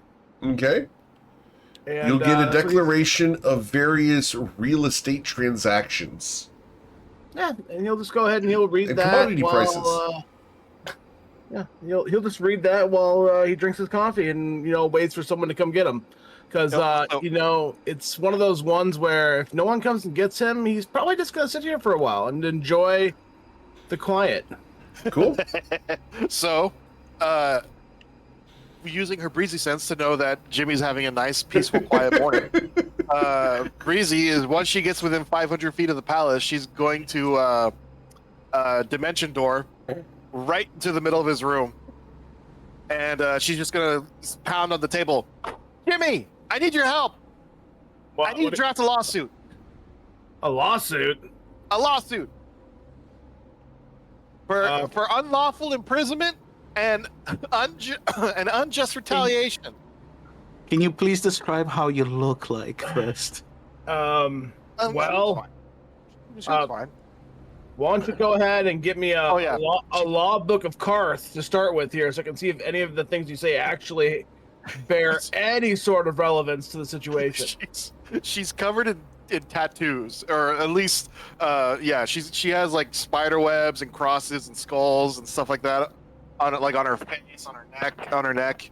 She's pretty covered up, so you can't really see most of her skin, but like at least on her neck and face, yeah, she has like she has all sorts of tattoos everywhere.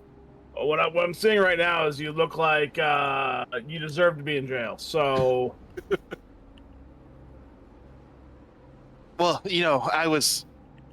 when they put you in there, you don't know what it's like. You have to adapt or die. you do, huh? Yeah. Huh. Look, anyways, I was arrested for completely nonsensical reasons, and they took 3 gold from me, and they locked me up for all night. Do you know how bored I was? That's a crime in and of itself. You have to help me, Jimmy. You're my only hope. Well, like I said, you go find me a law book on Karth, and I will tell you if we have a case or not. Okay, I'll be right back. How do you get Obi-Wan Kenobi and Jimmy in the same word? Kimberly Kenobi, yep. That's all we've got to do.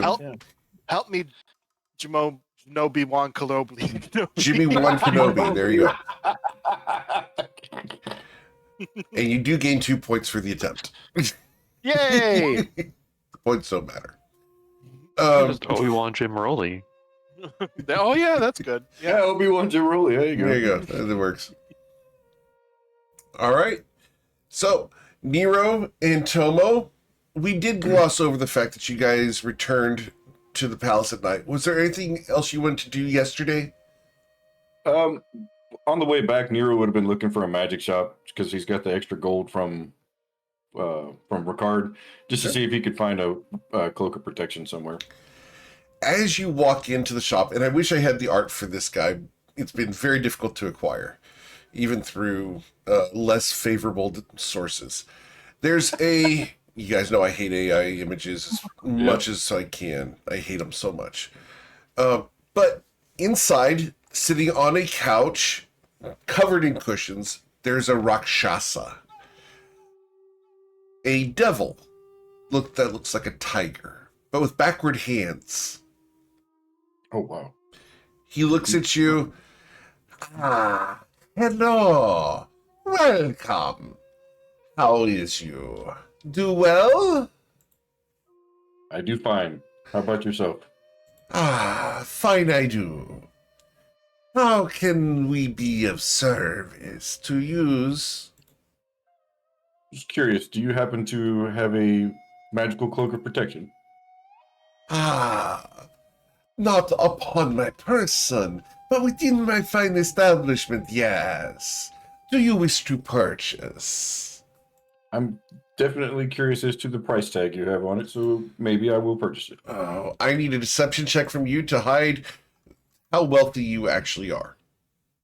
And this is him trying to intuit how much can he milk you for. Does that make sense? Mm-hmm. All right, so we're going to roll him up here real quick here because I need to. I actually rolled badly. That was a 2. Right? All right, so we're going to pull up his stat sheet here. At least wasn't a 1. Yep. So his insight check here is he's going to try to analyze your situation. This could be, oh gosh. All right. Cool. He got a 10. So you are frugal, I see. Understandings, yes. Understandings indeed. And I do have a cloak of protection, and Eric's pulling it up real quick. Mm-hmm. It is ragged and ugly. It is not suited for someone such as your handsomeness, but it would work for the protection and magical aspects.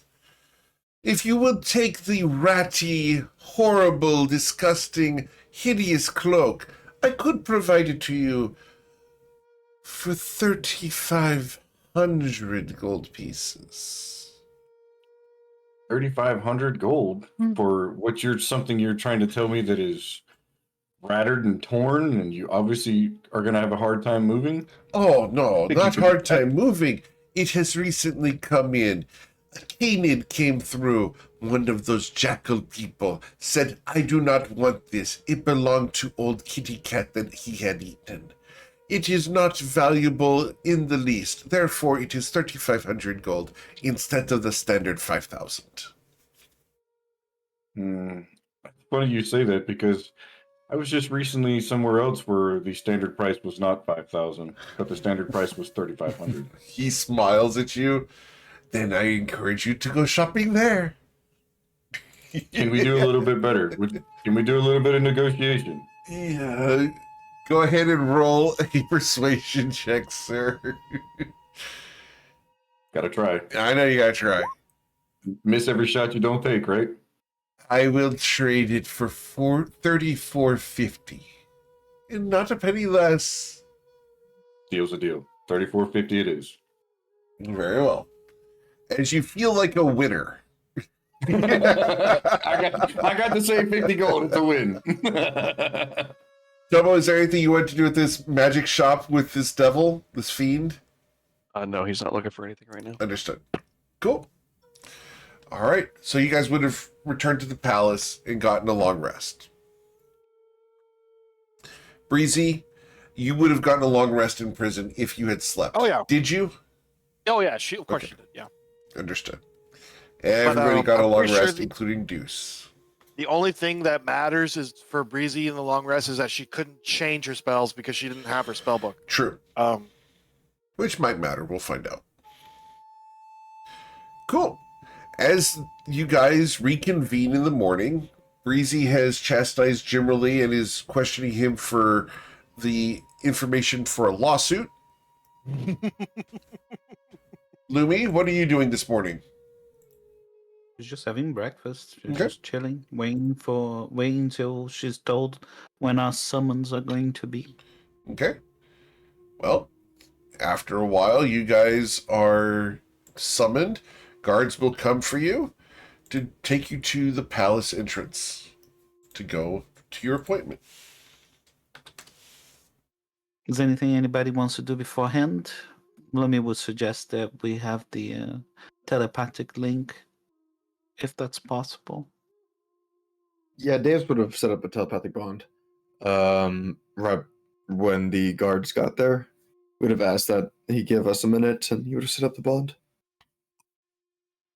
Lumi always has all. She's dressed for normal dress for travel and everything else, but got all her stuff. Yep, she's ready. So, as you guys head out to the palace entrance, you guys are escorted in. The guards let you through. Breezy, they do not manhandle you as you come through this time. However, they do Why give the you a entrance? second glance. Breezy. What are you looking at? They look at you intently as you come I in. think they're admiring your cool new tattoos, Breezy. I'm from the streets. One What person streets are who's those? not Just- from the streets. Breezy, just make sure you don't touch them. You'll get arrested if you touch them. Just don't touch them. They touched me last time. They're guards. They're allowed to. That's horse pucky. So what about that I'm- law book? I'm still waiting for that. Are Breezy. we? As you I'll- guys come I'll get in, it. you Yeah, are I'll greeted ask by her about it. Ricard.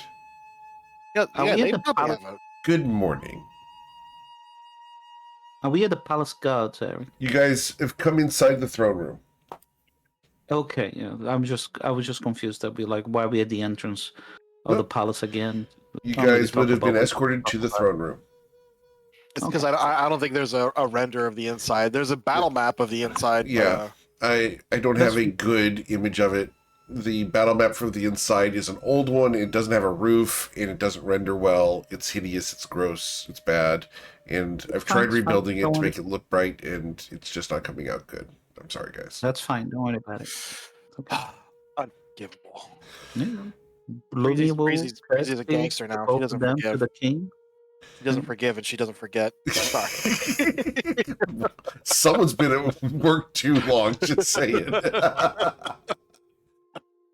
She's cut her hair into a bowl cut. Yeah. Oh, gosh. She has an Edgar now. We know that she lives near Marbach Road. But she's Understood. she lives in Marbach, yeah. That's an in joke for people who live in this city. For if you want more information, ask me later. We're getting the weeds. All right. That is funny. though. Anyways, As you come in, Ricard goes, welcome, my friends. I trust you slept well. Very much, Your Majesty. Thank you for your hospitality.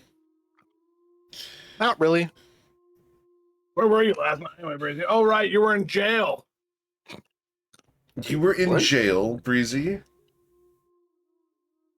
On unjust charges. What were the charges? What did you do? All I did was find out if a piece of metal was hot or cold. What metal? That doesn't sound criminal to me. Some plate mail. Where was this plate mail? It was on the back of a scorpion. A scorpion? Really big. Are you Had a- speaking kinda about the guards? I mean, yeah. Are there any other scorpions wearing plate mail? The Tlinkali. Yeah. So you touched a guard without being bidden to do so. Yes, very well. So you've admitted fault. Understood. I No. trust they treated you well in prison. No, they only gave me 2 bread crusts to eat. I'm hungry. So you received a double portion. Understood. He's going to now blow you off and continue the conversation with another topic. Look, I think there's valid arguments to be made about prison reform in this city. You know, I think the new King of Karth is a very nice guy, and I think he should think about these issues. Because, anyways, that's not where we're at. Look, this life of crime has given me a new perspective. It's life of crime. I touched a guard.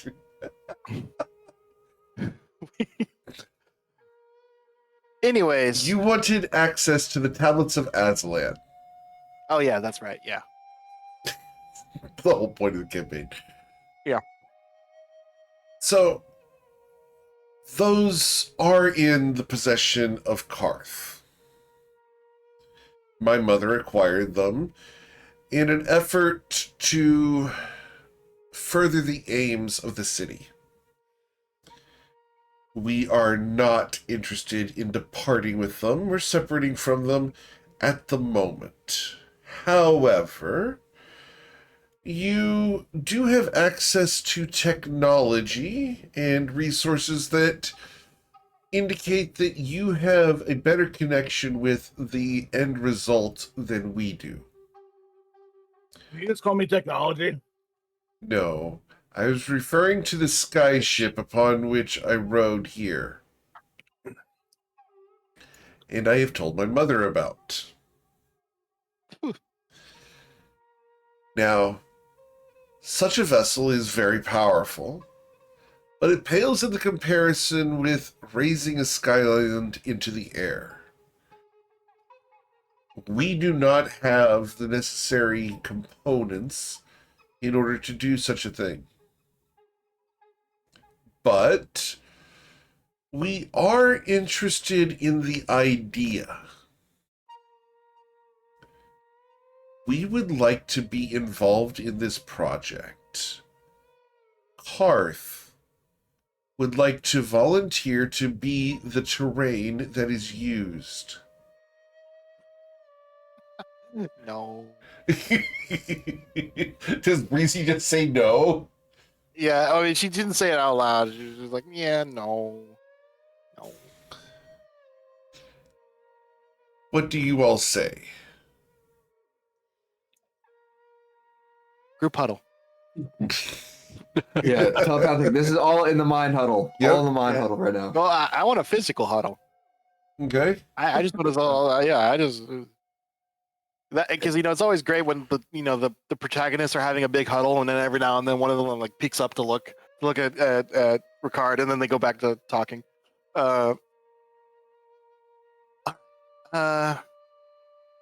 Okay, so what if we just steal the tablets? You know, I don't think that's gonna work You as well. were in jail and your first thought is not thievery now? What has happened to you? What is wrong? We will have a As- conversation about the prison later, for sure. My eyes have been opened to the harsh realities of this world. Breezy, let me tell you from a side of the house that is not as goody two shoes that you're from, that you don't want to venture to that side, because once you're there, it's hard to get out. Oh, geez, why don't you just suck all the fun out of it? Jeez, and she's gonna use her quill to like, because she can magically, because the ink can get erased. She just erases all the tattoos. Jeez. Well, look, I don't want a bunch of blood worshipping vampires on our Sky Island, nor do I want the city of Karth on our Sky Island, because they're going to be in charge of Karth, so we just be making them in charge of the Sky Island. Like, They I cannot. feel like that's a non-starter. We cannot raise Yeah, Karth. we cannot Hold guarantee on, that. hold on. I believe top- Zalfiora has already selected a plot of land somewhere, probably around Lost Moor. On top of that, this place is really ugly. I don't really want to, live on this the rest of my life. Yeah. Maybe a our go sponsor. ahead. Go on, Nero, please. I was gonna say maybe a proposal of like using the Sky Islands as a extra trade route for Karth would help make their town their city more prosperous. Maybe that would be enticing. There's more. They currently hold the tablets and probably skirt away somewhere and within the vaults of the palace of any attempt. They know us now. They most likely have guards stationed around our vessel. If we were to cause any issues or anything like stealing, she looks at Breezy. It's unlikely we'll leave this place alive. Our sponsor, Zalfriora, has different ideal. She has a different ideal about what this island should be, and it should not be Karth raised into the sky. Well, yeah. We Okay. have to. What we can offer is perhaps a seat at the table, but not the land. Okay, hold on. She'll go up. Is it just Ricard or is it both of Both of them Ricard are and his there. mom? Yep. Hey, what if we offer you 11,997 gold for the tablets? We are not interested in the coins, Breezy. The Karth family is wealthy enough. Okay, fine. 12,000 gold. He smiles at you. I appreciate the offer, but they're not to be bought with coins. Okay. What about you and your family get special access VIP passes to the island once we make it? And we'll make a plaque that says, couldn't have been possible without the Karth family. Or the Von Karth family. Is it Von Karth? It is Von Karth, yes. Well, without the Von Karth family. Everyone loves a commemorative plaque. That is appreciated. However, a 20 gold plaque pales in comparison to the inability to raise the island at all. Well, you have the inability to raise the island now. So, As do all you. you're doing is gaining anything. He smiles at the attempt of a 16-year-old girl to convince them that a plaque is worth giving you guys artifact-level magic. Okay, what about this? Do you have some sort of nasty problem you need to take care of? What if we have kill a big monster or something? He raises an eyebrow, looks at his mother. Well, Huh? now that might be interesting. Sorry, what can you just on top of the table? What did you say, Breezy? She's saying I didn't hear what you said. Go ahead, Oh, just repeat it. she said, okay, if you don't want the plaque, what if we, I don't know, kill a big monster or something? Oh, okay. She's basically saying, what about other considerations?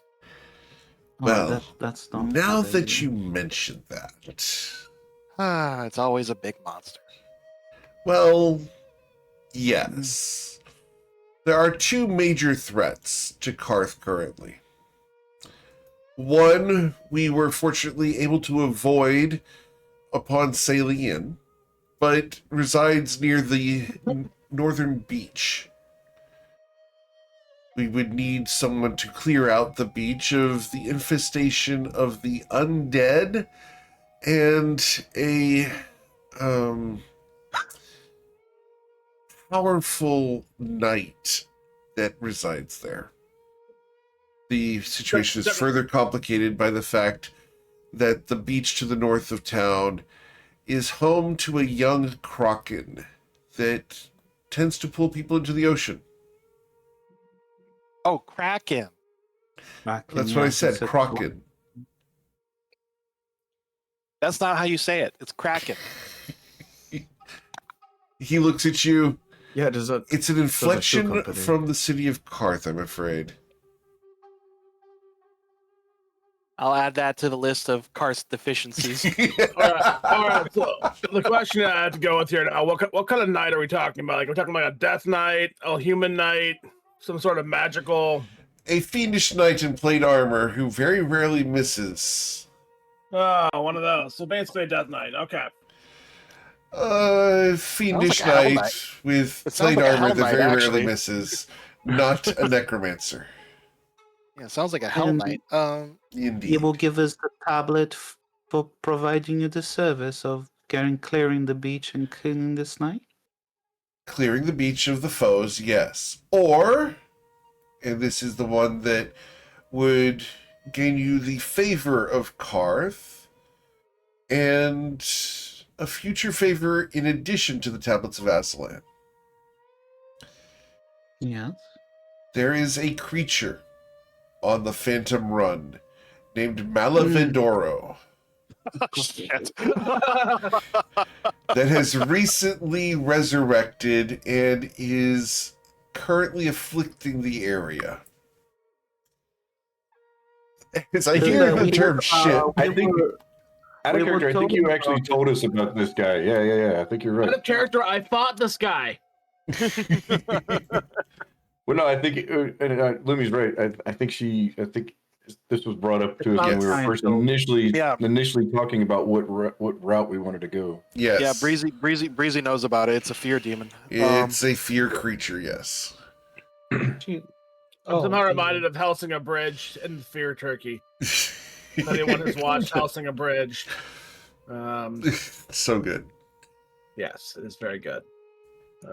Well, I will say I'm all about taking on a knight.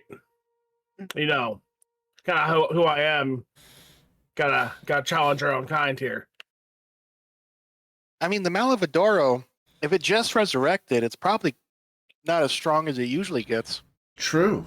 And we wouldn't have to kill it permanently. You're just asking us to put it down again? Indeed. I don't know if we can kill it. Well, actually, Jimmy wouldn't know that, so never mind. You That don't know. creature. There Well- are ways of dealing with it We permanently, we but learn enough from the Cloud Giant. I need ninth level He'll- spells to do it. The Malavedoro feeds on the fear of the people. The fear that he goes stronger from the fear. Yes. But now that I have returned, the fear of the people, now that I am here, we hope will lessen. Yes, trust because that the Malef- fight against They have confidence in leadership. The, fight the against Malavedoro this- is responsible for the desolation, right? Indeed. So if it were to go away, Corland would stop being such a desert blasted wasteland.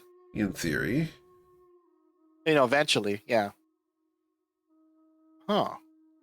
Might have to put that on the back burner. Like, if I could imprison that thing permanently, then that would make Corland less of a barbaric raiding state that'd leave my country alone. And then that would make the Sultan proud of me if I did that. But that sounds like it's really hard, and it's going to take a lot of time. We should probably just do the Death Knight, Hell Knight. That's also gonna be Just- really hard. So, So, the offer is for us to either clear the beach and kill the Death Knight, or deal with Malavedoro. In Break him exchange down once for the again. Tablets of Aslan, if you deal with Then we- Malavedoro, you will also gain the favor of Karth. Understood. She looks at Bloomy. It kind of looks towards you guys, and what do you think? She says in her mind. I I have, can't cast. I I have- can't cast Hero's Feast. It's going to be really fucking hard to fight Malavedoro. No, I have reserves about the favor aspect because they can be very Why? vague. It can be very vague. It can be very elusive. But we're sort of either way everything. we get a. Either way we It- get the tablets. And Is it no, not strange that they're willing to give up the tablets for these small tasks? I they, think they're just. they're not that small. And well, I think it's just that one, they can't use them, and so they're just trying to get extra work out of us. I don't really think they're that interested in using the tablets for anything. It's just leverage to get something they want. Well, to be fair, you did offer it. I did offer it, yeah, but I offered them a plaque and everything. I mean, They won't take a plaque. They want something more than that. They wanted Tarth to be what the Yeah. city that gets raised into the sky. well, that ain't gonna happen. With the I think kings of the sky. I think they know that ain't gonna happen. But they just think they a have lot an of artifact they people- can't use. They can't really do anything with it. It's just taking up space. I think they're just trying to get a party of mildly powerful adventurers to take care of a problem that they can't afford to take care of right now. I think a lot of it too is that they're also looking at the betterment of their city as a whole. Oh yeah, I If mean, I'm we sure. if we get rid of we do this for them, it's a quid pro quo kind of thing. I mean, Yeah, but you're right. They can't use the tablets, so Yeah, a any Kraken, more than we can, really. a Kraken, it ain't nothing, and there's a Death Knight with a bunch of undead causing problems. That could interfere with trade. It could do a lot of things. Yeah, that might be problematic. So yeah, I think we should just take care of this undead problem. I mean, we've already killed one Kraken. Oh, I wonder if I can get another pearl. Oh, it'd be really cool if I had 2 matching Kraken pearls. That's true. Are we all agreed on then? The cleaning of the. We obviously will need to clearly detail the task so that there's no room for subterfuge. But we clear the beach and kill this knight for the tablets. Yeah, I agree. Does everyone concur? Tomo, concur. Amy. It is the most efficient method to get Seems them like what a we need great as quickly deal as to me. possible. I will admit, I do agree with you, Tomo. It is a bit odd that they're giving this away. Perhaps it simply is they just do not understand. I mean, I'm Breezy does have a sure. point that they probably cannot use these right now. Nobody has the supplies to use these currently, but it seems don't. like, Yeah. in terms of bettering the city, making it into the only flying city in the world is probably the best way to better the city. It's still one of those things where they know they have something we want. So Yeah, it's leverage. Yeah, it's what my pops used to say. All right. So she'll pop back up. All right, just to be clear, we'll take care of the Kraken and the Hell Knight and his minions, and in exchange, we get the tablets, and you don't get a plaque on the city that we raise eventually. He smiles at you. If the plaque is the sticking point, we will concede that point. Jimmy just sighs. He's like, it's Alone really is big. Just sigh. actually face palm right now. She's face palming both hands. She's doing a Captain Picard. Master negotiator. As the She camera learned it from the pans best. inside of Ricard's head for a moment, there's a small voice from Sweet August Rose. I can get a plaque there. And we come back out. If you really want a plaque, I can do a plaque. All right. The House of Flowers is mean, going to yeah. be sent to put a plaque on the island. That's going to be the whole goal of the mission. It's going to be dumb. It's going to be stupid. Yeah, it's just like hidden on the bottom of Mhm. the island where no one goes or something. Exactly, yeah. Here lies the House of Flowers. Someone Yeah, flies property over of it the and House of drops Flowers. a Yeah. little plaque. Yeah, they put a property of the House of Flowers like right on the bottom. No, it's ours now. Sorry, it says so right there. Made in Let me just Karth. Let me get Main card. Yeah. Go ahead, Louie. Sorry. No, that's fine. It's okay. Let's go. All right. How far away is this beach? Is it long? I don't want to walk all the way there. You will have to walk. but it is I don't know. not far. Can you get one of those scorpion guys to give us a ride? They are not beasts of burden, they are people. Well, yeah, but You they are can still carry stuff. dismissed. Come back when the beach is clear. I also want 3 gold. He's not going to give you 3 gold. Oh, I'm going to steal it from one of the guards. Yeah. I assume one of your stewards will provide us the information of where we need to go and everything else. Yes, they will provide you with the access to the gate. They will tell you that the constructs that once guarded the gate are dead. And we'll still be allowed to use the palace as a kind of base of operations. Ricard will For allow now? that, yes. Lumi will bow to him and to the regent. She hasn't said And- anything this entire time. I know Lumi's been watching her and kind of wondering what's going on. So I don't know if it's kind of. She probably would have kept an eye on her and seen how her son is performing, and especially about the tablets and everything else, and Yeah. whether she's happy with everything. Is there any? She's hard to anything read, that she- but roll an insight check. You're shooting for 20 to get any information. Yeah, that's fine. Hopefully, I will roll better this time.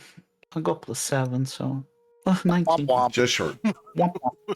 She's inscrutable. Being able to tell what she's thinking is very, very difficult. Well, 20 is not difficult, but yeah, okay. Well, for the normal person, it's difficult. All For, right. for yeah, Luminosfred, lower level no.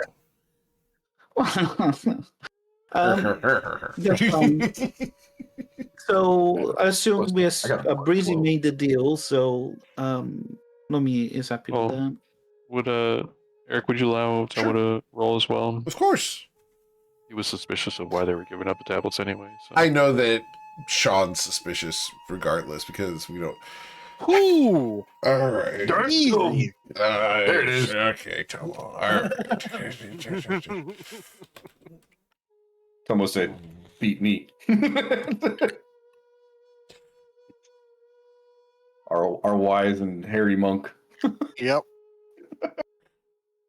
I'm gonna send you this message. I wonder if they're gonna do the whole like, oh, I'm actually in charge and I didn't promise you anything thing.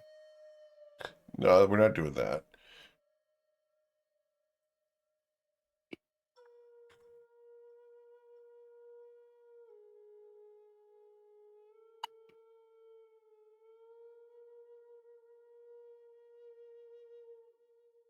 Does that make sense? Yeah, It's. he will. He'll It shouldn't be basically, surprising to the player, maybe to Tomo, but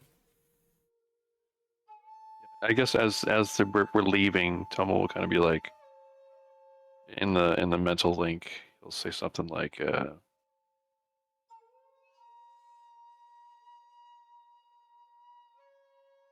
might be right about the leverage, Breezy, but it feels like they will have leverage on us after this." I hope not.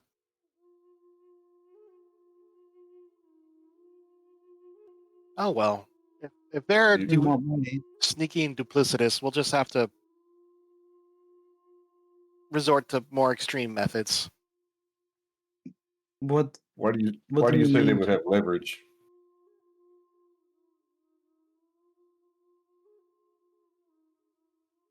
Feels like they might be able to lead on us for more in the future. What they're giving up is a very, very big thing.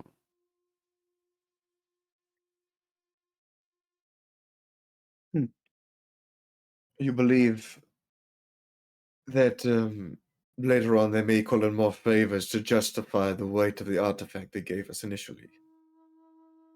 I think it's a mean- possibility, and just knowing alone that we are the ones intending to raise this Sky Island is a power, as you say.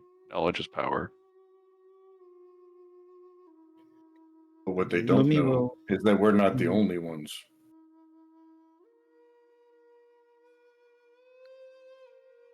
Either way, it's getting more and more public. There we know there are other groups, and we will have to.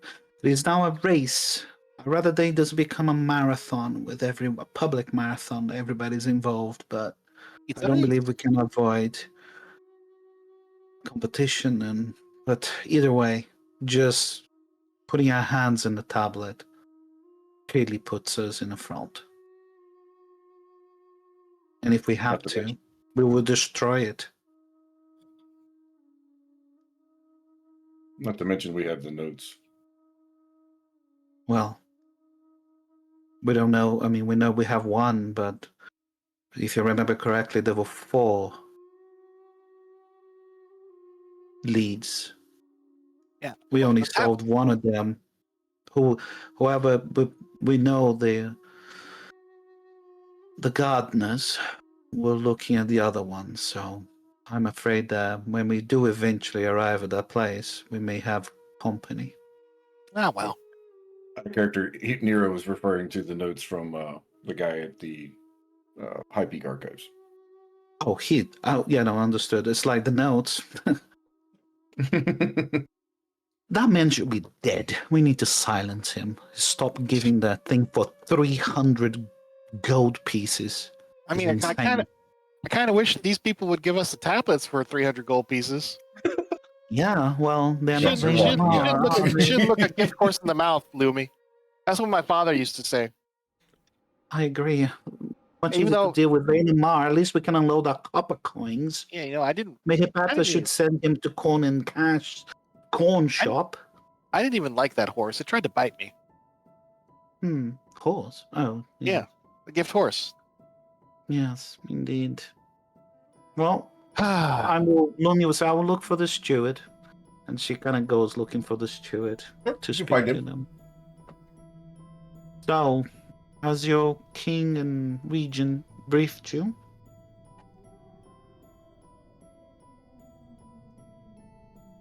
Yes. We need the information and the location where we need to go. Yeah. You have it?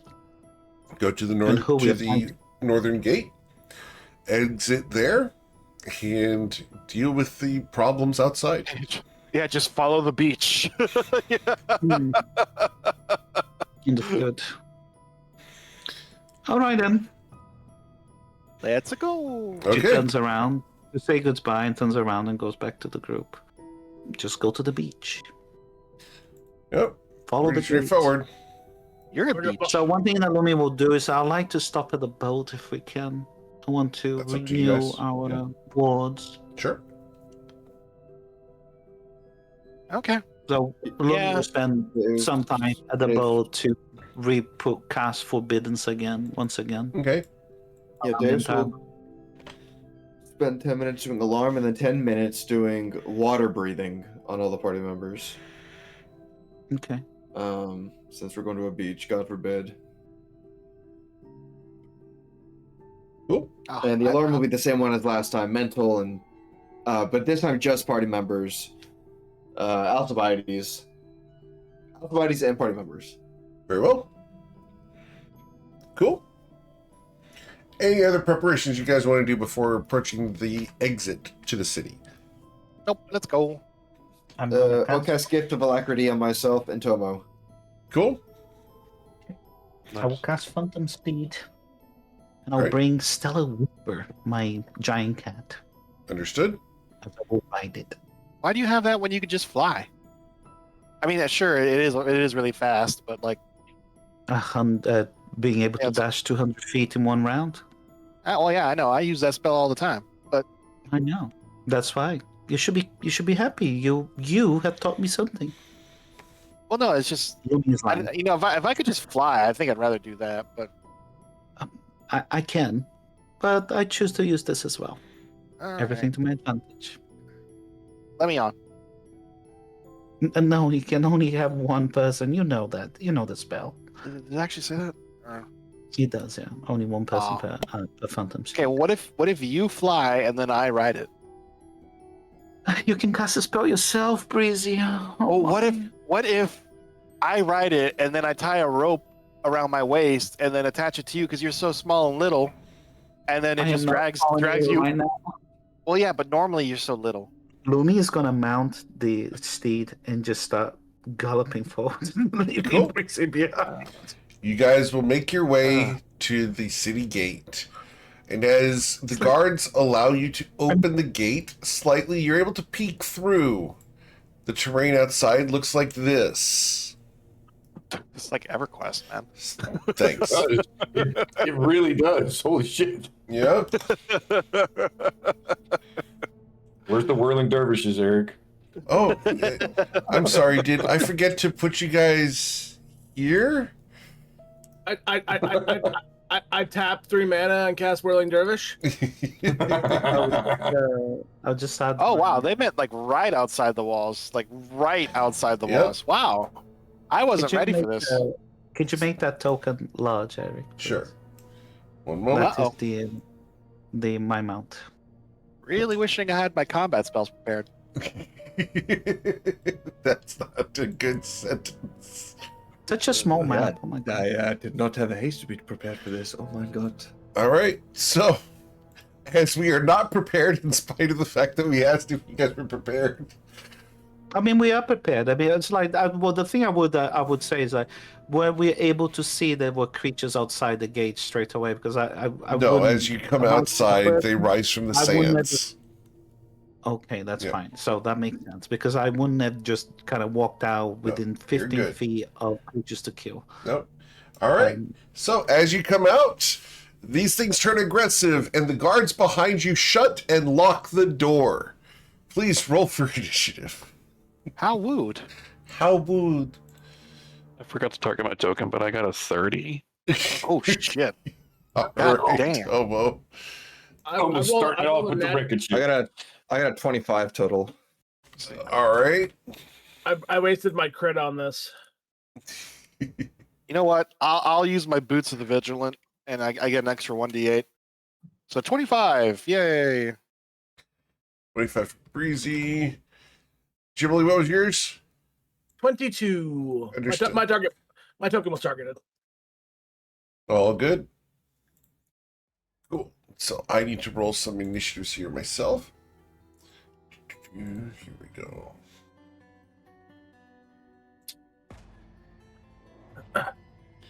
As these things rise from the sand around the area, they turn aggressively to you. And some of them draw long blades.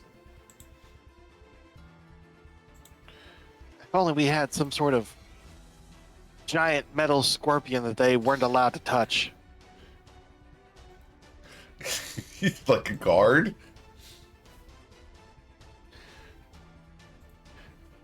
They're not going to be taken into prison.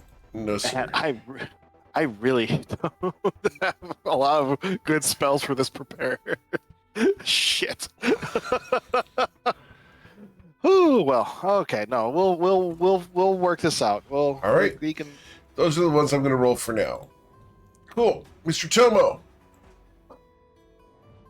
And there is Okay. the Kraken in here as well. Man, yeah. To talk to you guys. I mean, it's kind of. I think the water is a little shallow. Yeah, the water is shallow. Is it shallow, Eric? How deep is It's this water? not as this shallow boat as is- it looks. The water is This- very this- clear. Okay, so that could be This boat definitely is out there. sticking out of the water, and so this can't be more than like 15 feet deep. We all have What's water it- breathing on though, so we can't drown. Yeah. I can't drown anyway. I, It's not about You drowning, will it's still more rust. about- You will still rust. You're not rust proof. I mean, I'm like 75% rust proof, but you're right. Lumi is ready to kick butt. This is the Okay. first combat that we had in ages. Mr. Tomo. 30. He's going to move to right here and bonus action Fighting Spirit. He's moving so quickly, these guys are just now coming out of the sand, and he's going to start slashing at them. yeah, got that bugbear extra damage. Lay it on them. Do fire damage?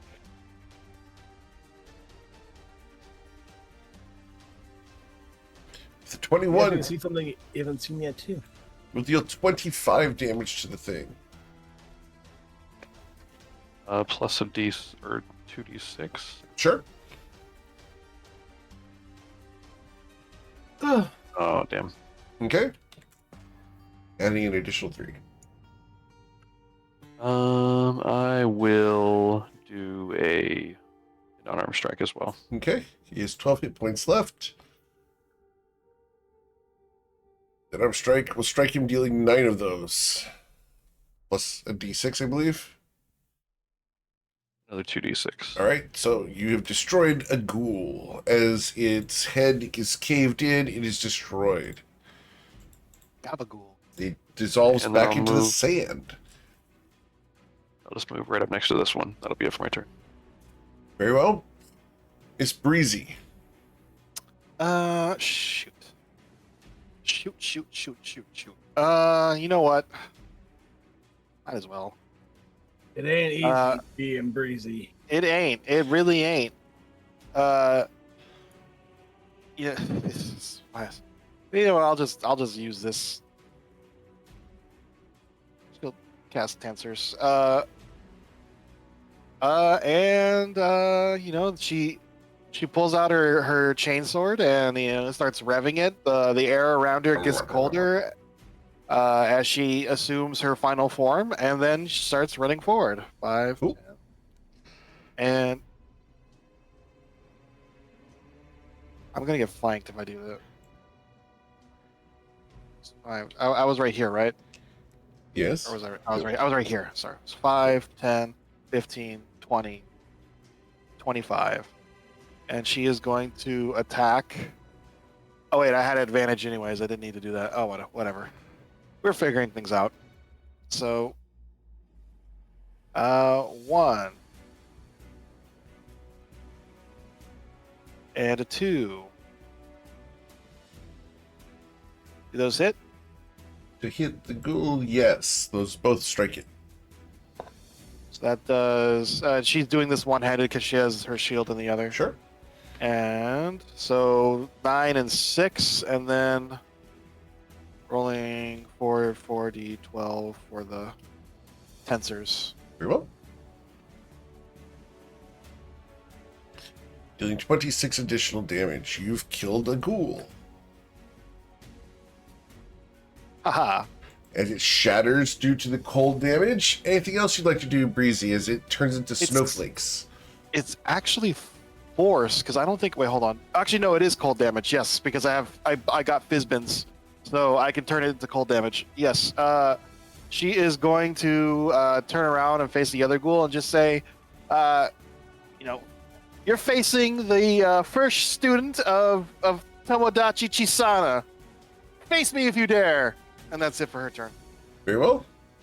After Breezy, Very impressive, Breezy. Very impressive.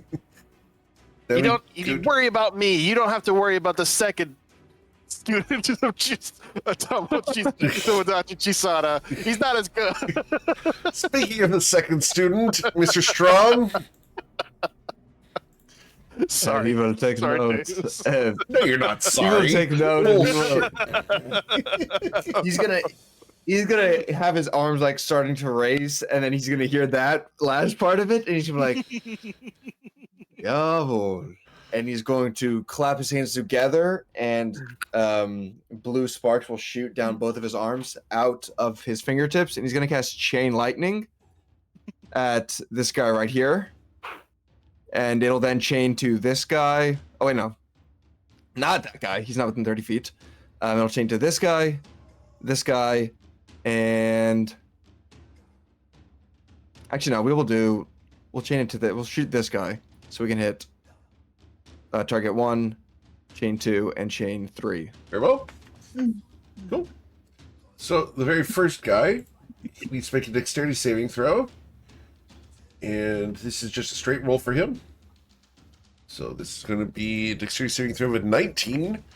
He steps to the side as the chain lightning crackles into the sand, leaving a spot of glass.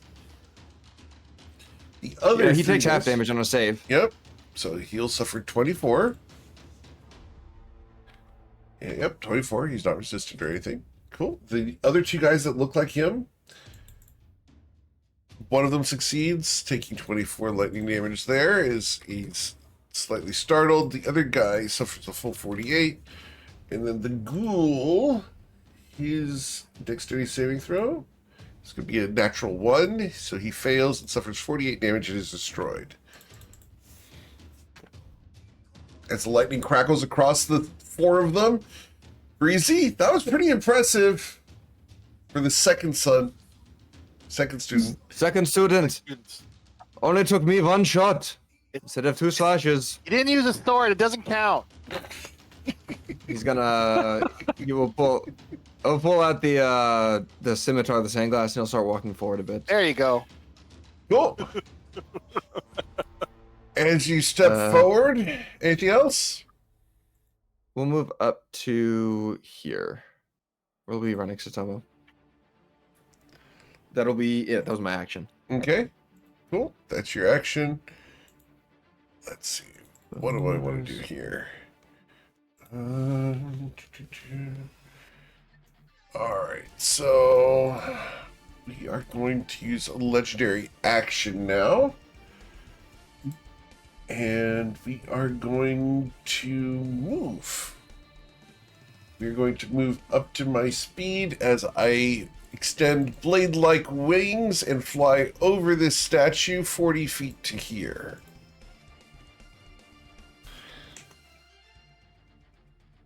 As I land back down on the ground, this thing looks very menacing. Is this the knight? This Yeah. looks like a knight in plate armor that looks fiendish in origin. Mm, Yeah, he looks like he doesn't miss. All right. he's- Oh man, I really hope he's not doesn't have that bullshit inevitable ability. Generally, I will. That is an actual action, isn't it? Yeah. I will use my action to cast Protection from Good and Evil on myself, very well. and I will run up to here, and then my bonus action. I guess we're gonna get saucy here, boys and girls. I will use a 4th level spell slot. And I will cast Spiritual Weapon right in front of this guy. Okay. As Spiritual Hammer appears. And we will commence the thwackening. Very well. It was almost a 19. It's still 19. It's 19 does that hit? A 19 to hit does not harm him. Did not think so. All right. That is my turn. Very well. Then we go to the environment as the Kraken rises. I Yeah, was that's gonna do a perception check on my turn for it, looking for it. But Roar. now. Is this a legendary kraken? This is the don't think environmental so. Kraken. This doesn't look quite big enough to be legendary. He looks big. It's but big. It's not legendary, but it's big. That's I've fine. seen bigger. It counts as the lair. And so we are going to follow the orders of our master, which is to strike anyone who comes out of the palace. Breezy is within 20 feet. So, Breezy, a tentacle reaches out from the water. Does a 27 grab a hold of you, Breezy? Yeah, that definitely grabs a hold of her. As the suckers reach around, they impale themselves in you, dealing 14 bludgeoning damage, and you are now grappled. Not again. She just making Yeah. her. Imagine it's like lifting her up and like waving her It around and does. stuff. And then, as it lifts you up, the other aspect of its multi-attack is it will fling you. Oh, okay, that's not bad. All I thought it right. was gonna bite me. So as we fling you, we're going to throw you against the city walls, and we can throw you up to 40 feet. Can you throw me on top of the wall? He's not doing that. Throw you against the wall, Breezy. Wham! Ow! As you did move from there. It's a DC save. If the target is thrown at another creature, that creature must succeed on dexterity saving throw. I didn't throw you at someone else. Yeah, the wall has to make a dex save. No. So, as you impact the wall, you are going to suffer a total Ow. of 3d6 because I threw you 35 feet. 1, 2, 3. So, you're going to suffer an additional 9 damage from being impacted on the wall. I And just you are now want to. prone. So the wall took 4 damage. The wall took 4 damage, yep. And you are knocked prone. Well, I float down because of my cloak. Yep. I don't know if Cool. that keeps me from land. I can land on my feet Yeah, that's fine. that way. Cool. Yeah. All right. Okay, so I got to do my con saves. So it was, what is that? 14, so 10 and 10. Yes. Okay. Up. Oh, damn it. I'm gonna spend my inspiration to keep Very my well. tensors. Let me try that again. Please use That's your one, and then inspiration. the second one. Sure. God. Okay. She loses concentration on the tensor's transformation, and that's why it's not a very good spell. All right. That is his turn. We then go to Luminostra. What I'm The gonna good do? news is I didn't take any damage. So Temp HP. it is the Kraken obviously can come into land if he wants to. Big guy, you guys are already engaging the big guy. There's a bunch of ghouls and etc. And some what these guys look like? Can I kind of from a Which guys? distance I'm sorry? kinda tell? Oh, the big guys over MP. there? Let me show you a picture of Yeah. them. Yep, absolutely. They appear to be Do- giants that have rib cages that could house people inside them. Beautiful. Breezy has been and great to about this inspiration guy, as well. can I? Thank you said you. these guys were ghouls, correct? Could Sorry? you show a picture of them? Those guys I'm paying- look to be more armored than the ghouls. Those Let me see guys a are picture. significantly better equipped. Beautiful. And that's all the unique creatures that we can see. Okay. I will. What I will do is that I'm gonna use my. Lumi is going to use her her genie ability to fly, Very well. and she is going to. So you're off of the Phantom Seed, correct?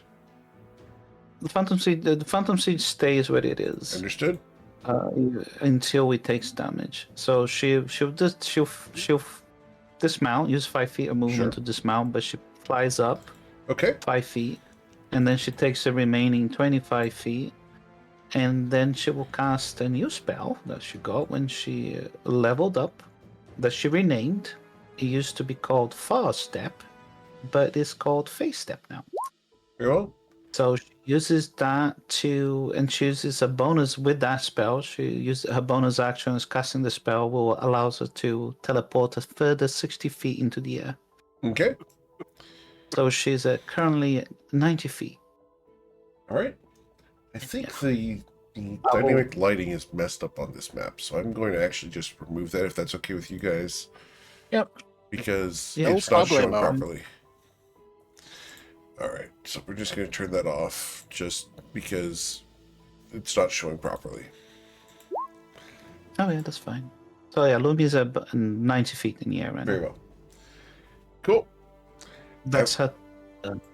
So you did see that the big guy could fly, just for the record. I have no problem with that. I can Understood. fly even further than he can. All right, after Luminostra goes up in the air, he's going to use a legendary action. And we're going to mess with someone. And who are we going to mess with? We're going to target someone. Actually, you know what? We're going to go ahead and just cast a spell. And does anyone want to do anything about this spell that this guy is casting? What spell is he casting? Try to figure it out He is first. casting a 5th level spell. So I'm going to tell Deuce what it is, but not Breezy. Lol. Dice the give second it to student and the figured dice. out. Okay, The- okay. We're gonna Counterspell that. Okay. Are you close enough? 60? Oh, actually, good question on that. Let me check. You are Should close be. enough. Yep. You're good. Yes.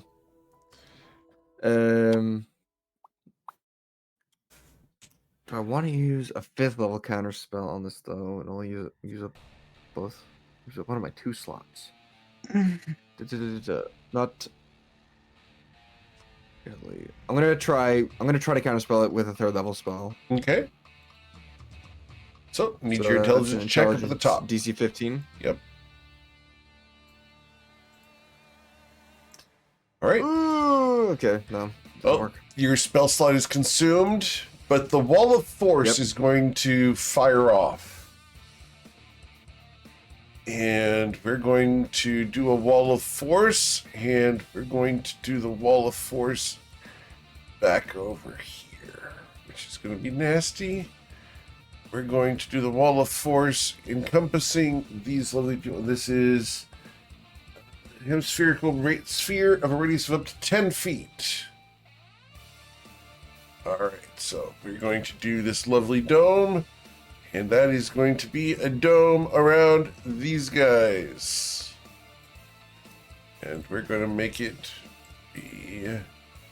I think Jimmy has to make a deck save. Yeah. If I put it here, he won't have to.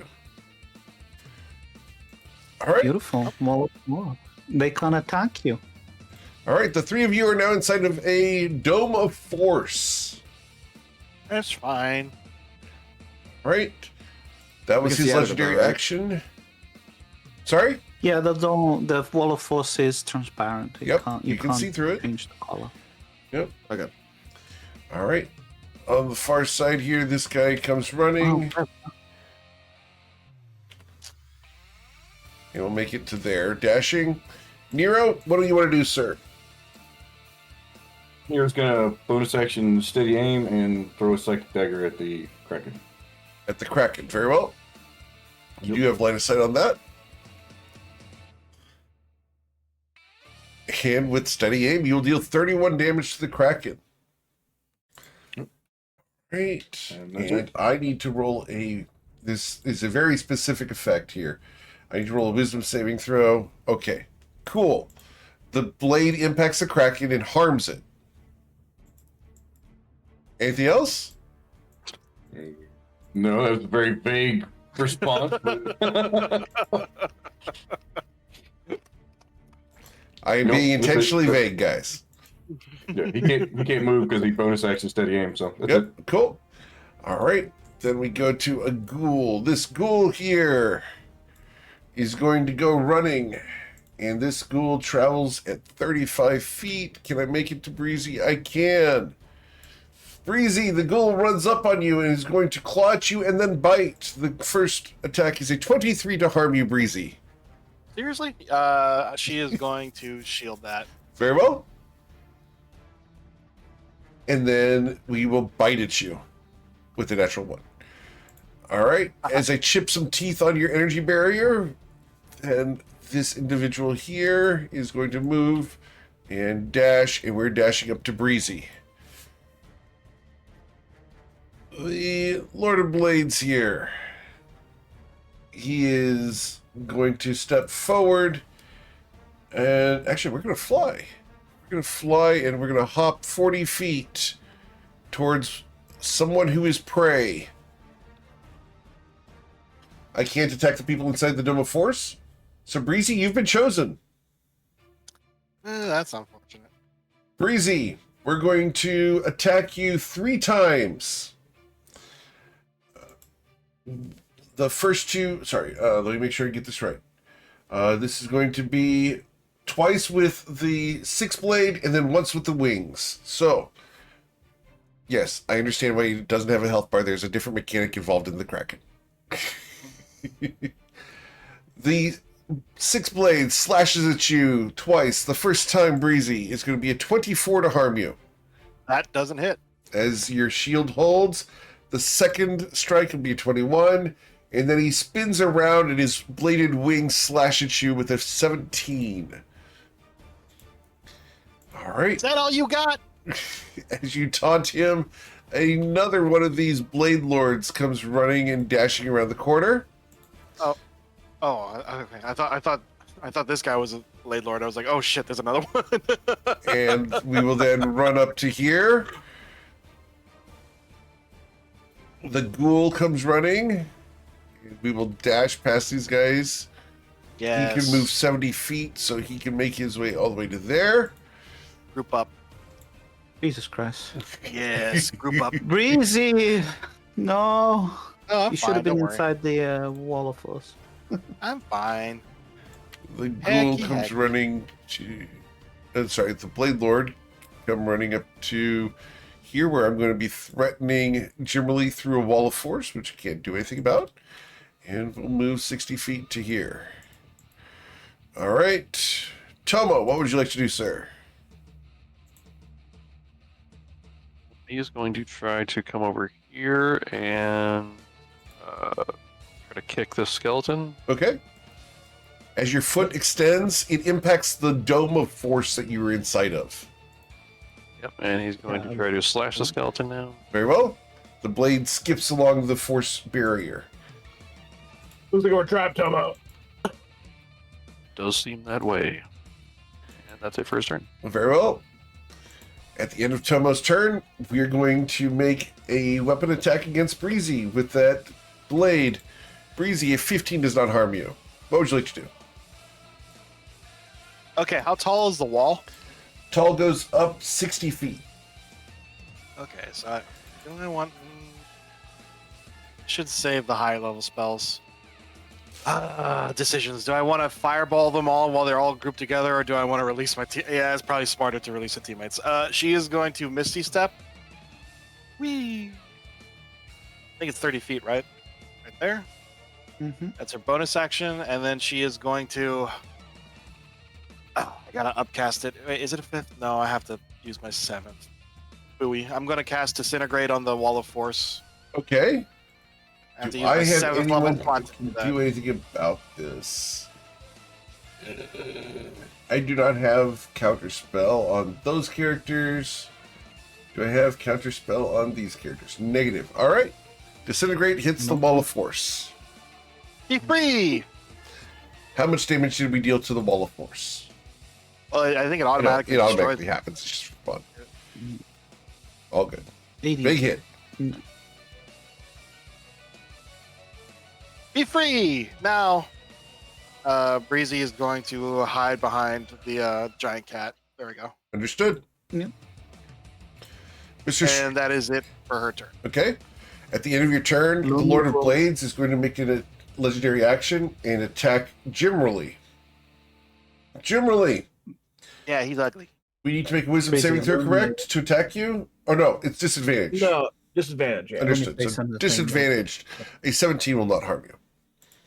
Will not. Mr. Strong. We are going to. Well, we still have the scimitar out, so he's going to look towards Breezy, given out of appreciation. And then he's gonna, for his action, he's going to cast Steel Wind Strike. Yes. And it's gonna be on these five guys in front of us. Very well. The two ghouls, the swordmaster, and then the two guys behind him. Sure. So guess that for the first hit is a 14. Hit Would the be ghoul, against the ghoul. yes. I'm just going from the bottom to the, Okay. and that will be. Did you show the damage or no? Yes. Yeah, 27 damage on Yes, sir. that guy. Second one will be on the second ghoul. Sure. That also 17 strikes it. Get for- 27. Oh, 47? Gotcha. Oh yeah. 26. Destroy him. Third one will be on the big guy because we're just going bottom, sir. top, left to right. 17. I don't think It's that a hits, loud does it? clang. Okay, and then against the two armory guys behind him, Sure. 29 for 25. Yes, sir. And then against the last guy, Does a 17 hit A the slightly better guys? 17 to hit him does not harm him, unfortunately. Okay, that's fine. And then those were all within 30 feet. But I can teleport to within 5 feet of one of them if I wanted to. I don't think I am. So that was my action. For my Very bonus impressive, action, Deus. Very impressive. Deus will look over as he's sheathing the blade. Not quite yet. And then he's gonna pull out a small dragon statuette, Oh, draconic transformation. and he's gonna cast Draconic Transformation. And you see, his hair that's blonde starts to turn kind of black, and he takes on some elements of Zorud. And he's going to kind of, these wings kind of sprout from his back, and he's gonna fly up Right. 30 feet. Okay. Actually, he's gonna fly up and diagonally 30 feet, so it'll be 30 feet up in the air, All right. but also moving diagonally. So I think it's Cool. like 45 As you feet leave this actual guy's movement. reach of 10 feet, the blade slashes outwards at you with a 28 to harm you. That will hit even with a shield. Dealing how 15 much? damage. Oh, okay, I have advantage Definitely- and plus 10. yeah, Plus, Yeah. yeah. What are the chances you rolled 2 2s in a row, right? Oh, I got a 15 on the dot. Let's go, baby. Yeah, you're fine. And you have advantage on that, correct? Yeah. Yep, I have Eldritch Mind. Okay. Cool. So I maintain that, and it says on. I think I can when I cast it. Yeah, when you cast a spell, and as a bonus action on subsequent turns, we're gonna do the cone, the 60-foot cone on all of these guys. Okay. Up to 60 feet. All right. Without getting Tomo. Sure. Cool. That's a breath It's weapon, a dex correct? save or yep. Now, Dex save, or is they it take a 24 breath? force Is the damage. breath weapon a bonus action, or is that an action? It says so. Casting the spell is a bonus action, and the breath weapon says when you cast a spell and as a bonus action on subsequent turns for the duration. Okay. And how You are you exhale flying shivering again? energy in a 60-foot cone. Incorporeal wings sprout from your back, giving you a flying speed of 60 when you cast Draconic Transformation. Okay, Yeah, so this- Draconic Transformation is the bonus action. You're flying away, and that transformation lets you do it as as part of the cast. That's what it Yeah. sounds like. I have it displayed right here. Okay. Cool. Awesome. Yeah.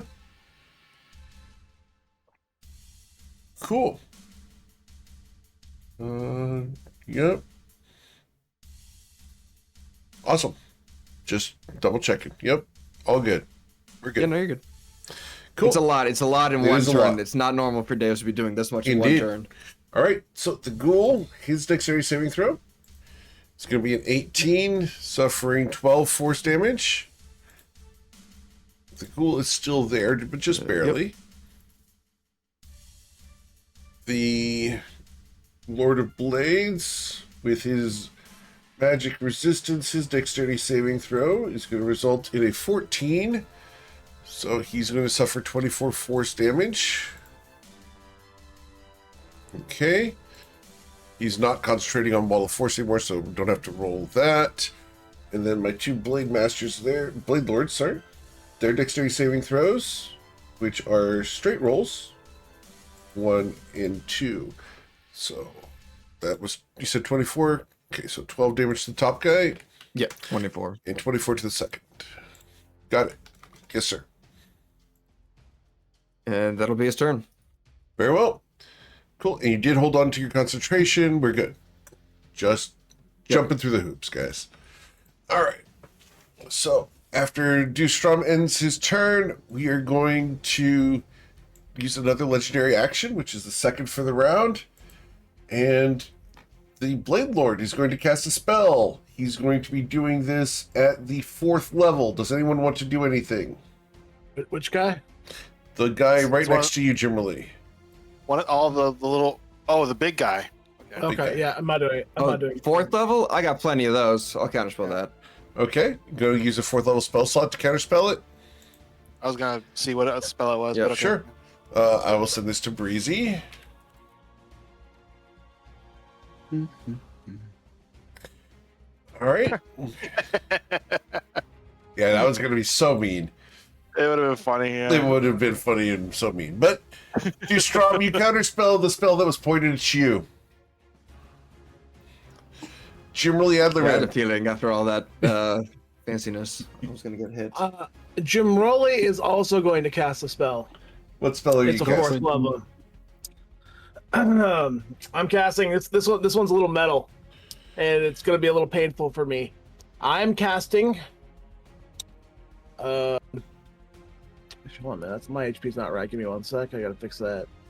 I don't have aid right now. So okay. I am casting this vicious sheath. Not familiar with that spell.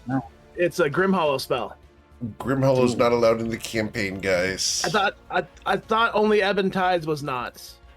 If it is not, that is No, fine. Grim But I Hollow's thought not good. No. Okay, because we when we made the rule, it was only Ebon Tide. Yeah, so, Ebon Tide was the only okay. book that was out. Grim Hollow wasn't out at the time. You guys don't want me using Grim Hollow spells. That's fair. It just wasn't precedent I'm before sorry. this because I think other people have some other Grim Hollow spells too in various Yeah, ways. Be Oh, aware, that's guys. fine. Grim Hollow's not cool. Yeah, I don't have any, Yeah, but so I understand.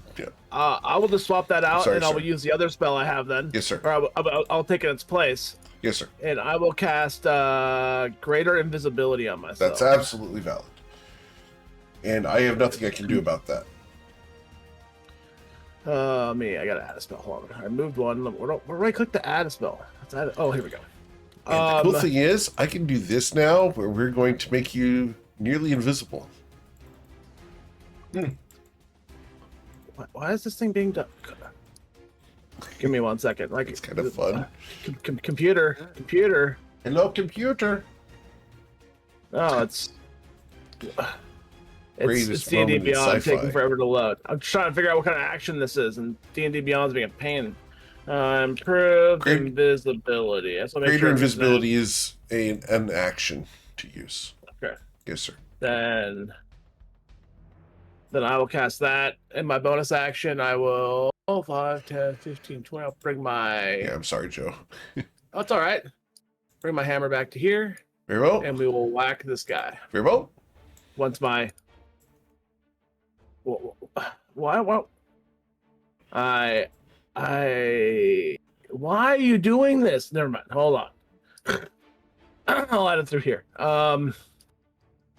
Like it wouldn't show the right levels, then it wouldn't show any levels for spells. 26. A 26 does harm it.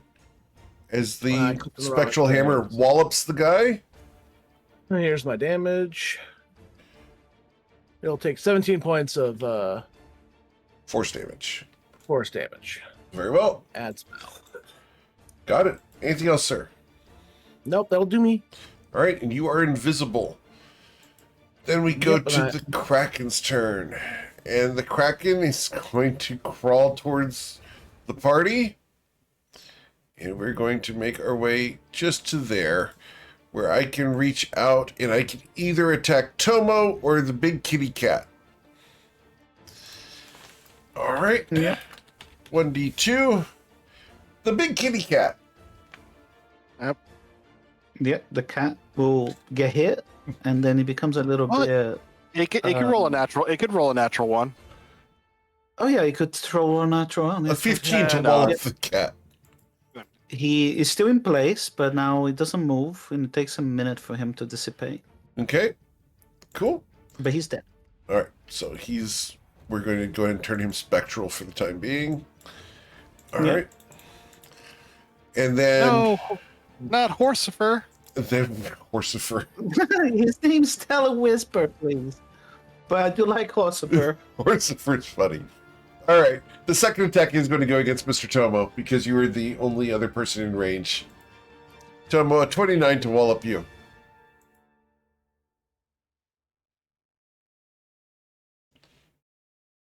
Is Tomo muted? He had to. Oh, he's AFK. AFK. Okay. Tomo is going to be grappled by the Kraken. as he suffers 22 No. bludgeoning damage. Miss Lumi. Chumbo, you've been grappled by the Kraken as it wallops you for 22 damage. Okay. It cannot use its second action to fling you because it killed Horsifer first. Sorry. Lumi, I'm sorry. Sorry, killed who? But Killed He Lumi's killed the mount. It's Never mind. like a bigger it's a horse-sized Gallifer, so it's Horsifer. basically, Hossifer. What was the real name for it, over Lumi? there- I apologize. No, that's fine. Yeah, that's okay. I mean, in her mind, she knows it's her name. Understood. But over the mining, she can hear Lumi. Do you want me to banish them? And we deal with the rest of the creatures in the beach first? Or just one of the other ones? When do you want to banish? But she's basically, it's like, the big guy and the Kraken. If you can single target them, If you a good plan to can- me. Oh, hit both of them with a banishment, with an I upcast can, banishment. yes. Yeah. If you can pull it off. Right. Lumi will. She moves 30 feet. Does she need to move? She doesn't. She's 90 feet away, so let me just double check the distance of the spell. I know it doesn't matter because I have meta magic, but I just want to make sure it is 60 feet. So I will ask.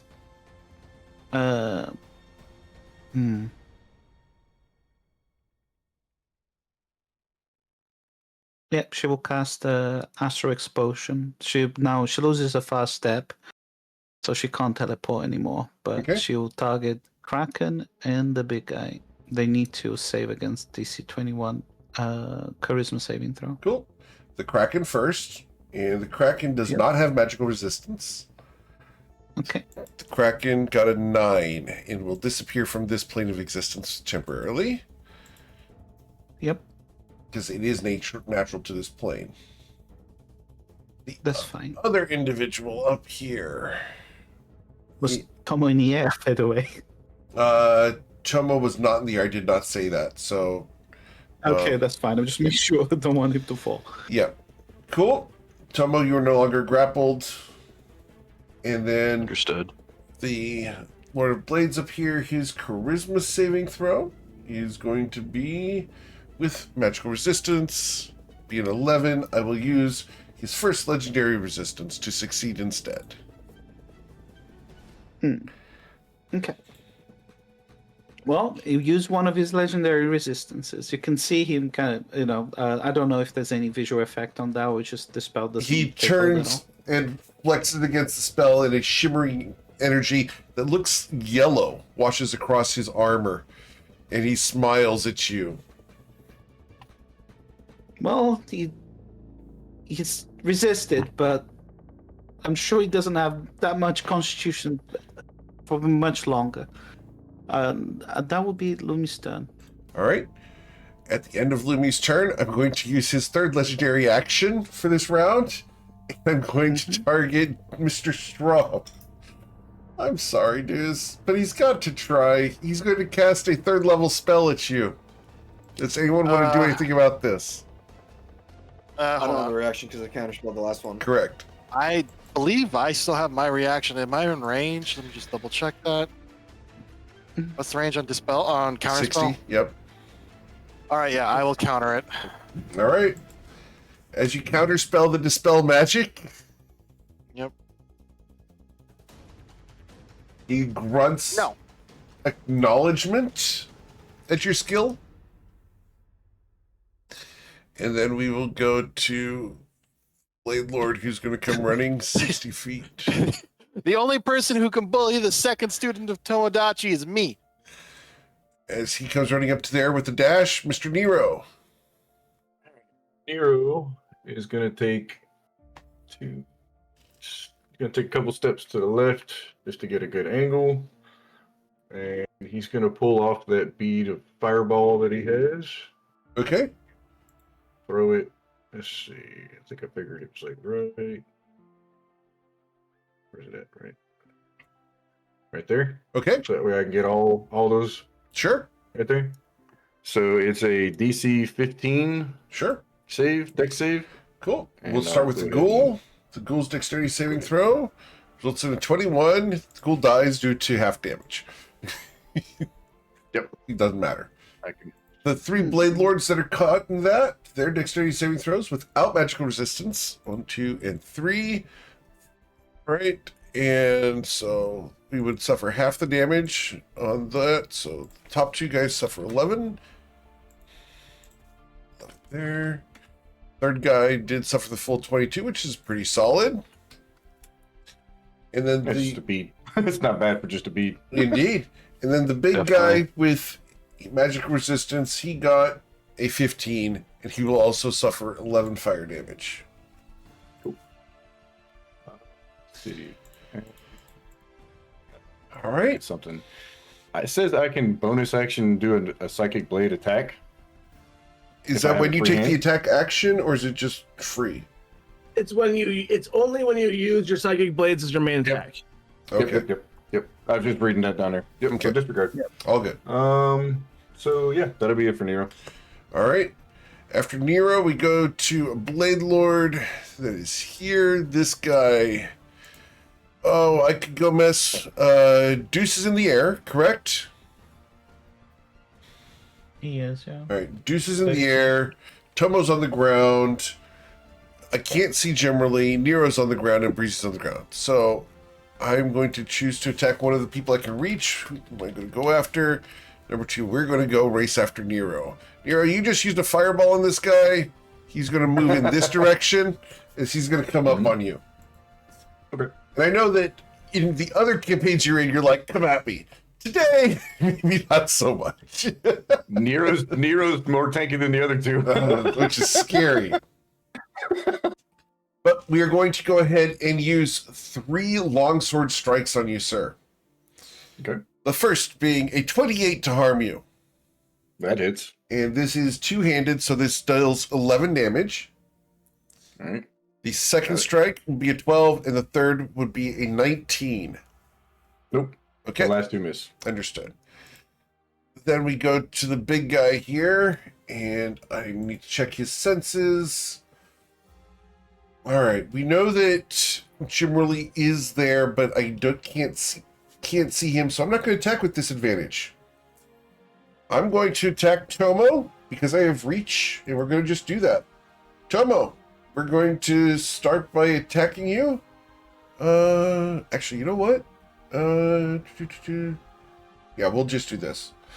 All right, so Tomo, we're going to attack you 3 times. The first time being a 14, the second being a 24 to harm you. AC is 27 right now. Understood. Wait. Hold on.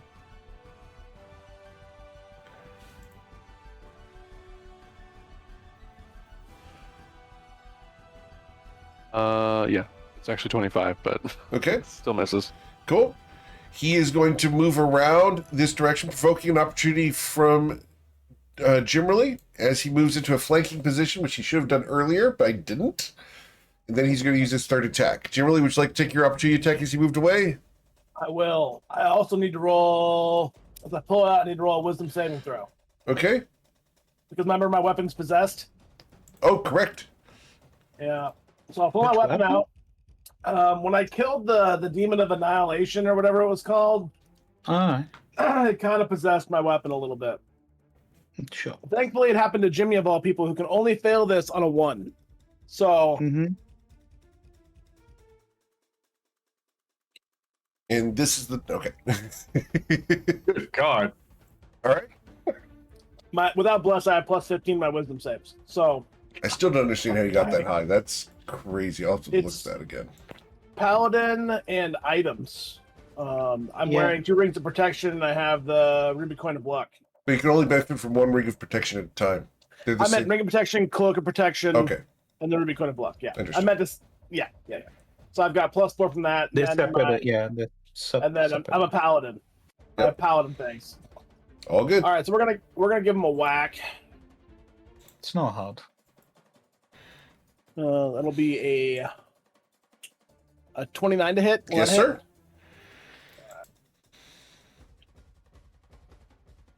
for 15 points of damage. Understood. Because you did strike him, reactive blades course out from him, and you are going to suffer 10 slashing damage coming back at you. All right. And then I need a con save to hold on to your greater invisibility. Give me 1 sec. Hold on. Yes, sir. I gotta make sure. Did that roll my plus 6 equals 15? That's not right. Come on. Okay. What? Oh, I was thinking the wrong ball. Oh, Okay. well, whatever. That's fine, but I'm not gonna worry about it. Con save. Okay. Yes, sir. I'm fine. Okay. And then with advantage from this third swing, because I do have you flanked now, Tomo, which I should have done earlier. This is going to be a 28 to harm you,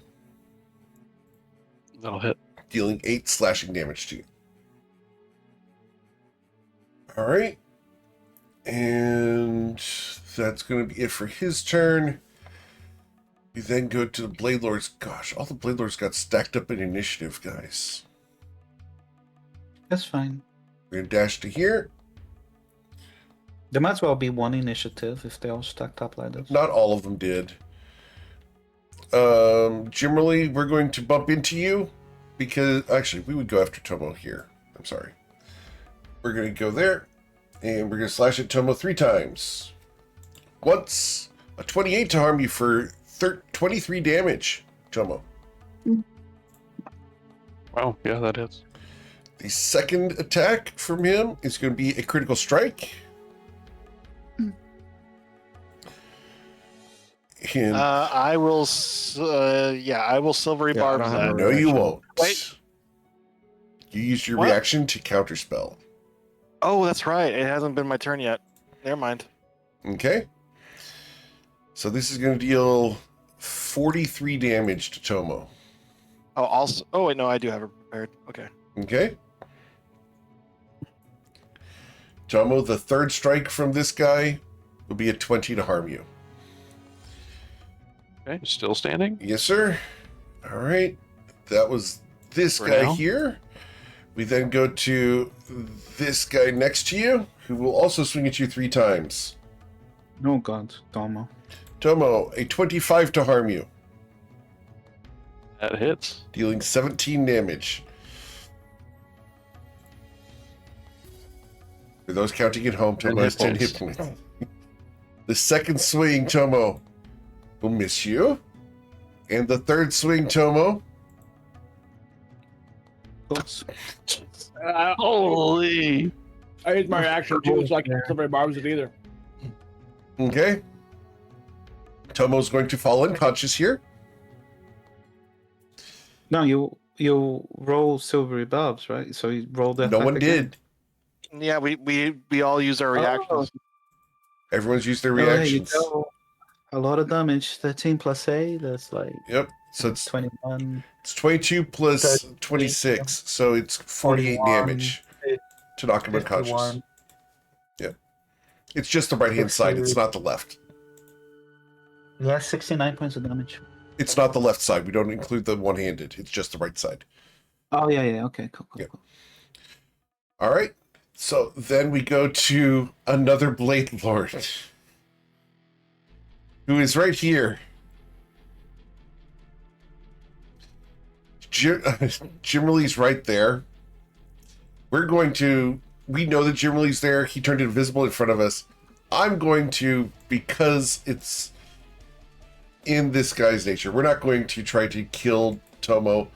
We're going to step to here and attack straight rolls against Jimmerly. 1, 2, and 3. Well, Does a 26 harm you, sir? yes, it will. Okay. I'll take. Damn. Now, are you 11, got? Do you still have protection from good and evil, or was that replaced by the greater visibility? It's by a greater visibility. Understood. So, I didn't realize at the time, but I looked at it afterwards, like, oh well, yeah, that's happening. okay. So it's 11 damage from the first strike, and then it's going to be 28 plus 16, so 44 damage from the second. All right. And you need a con save of a DC 22, or you will lose greater invisibility. Okay, you hold on to greater invisibility. Those are the 3 strikes for that guy. And then up here, this guy is going to move forward, and we are going to dash, and we're going to threaten Tomo. All right, Tomo.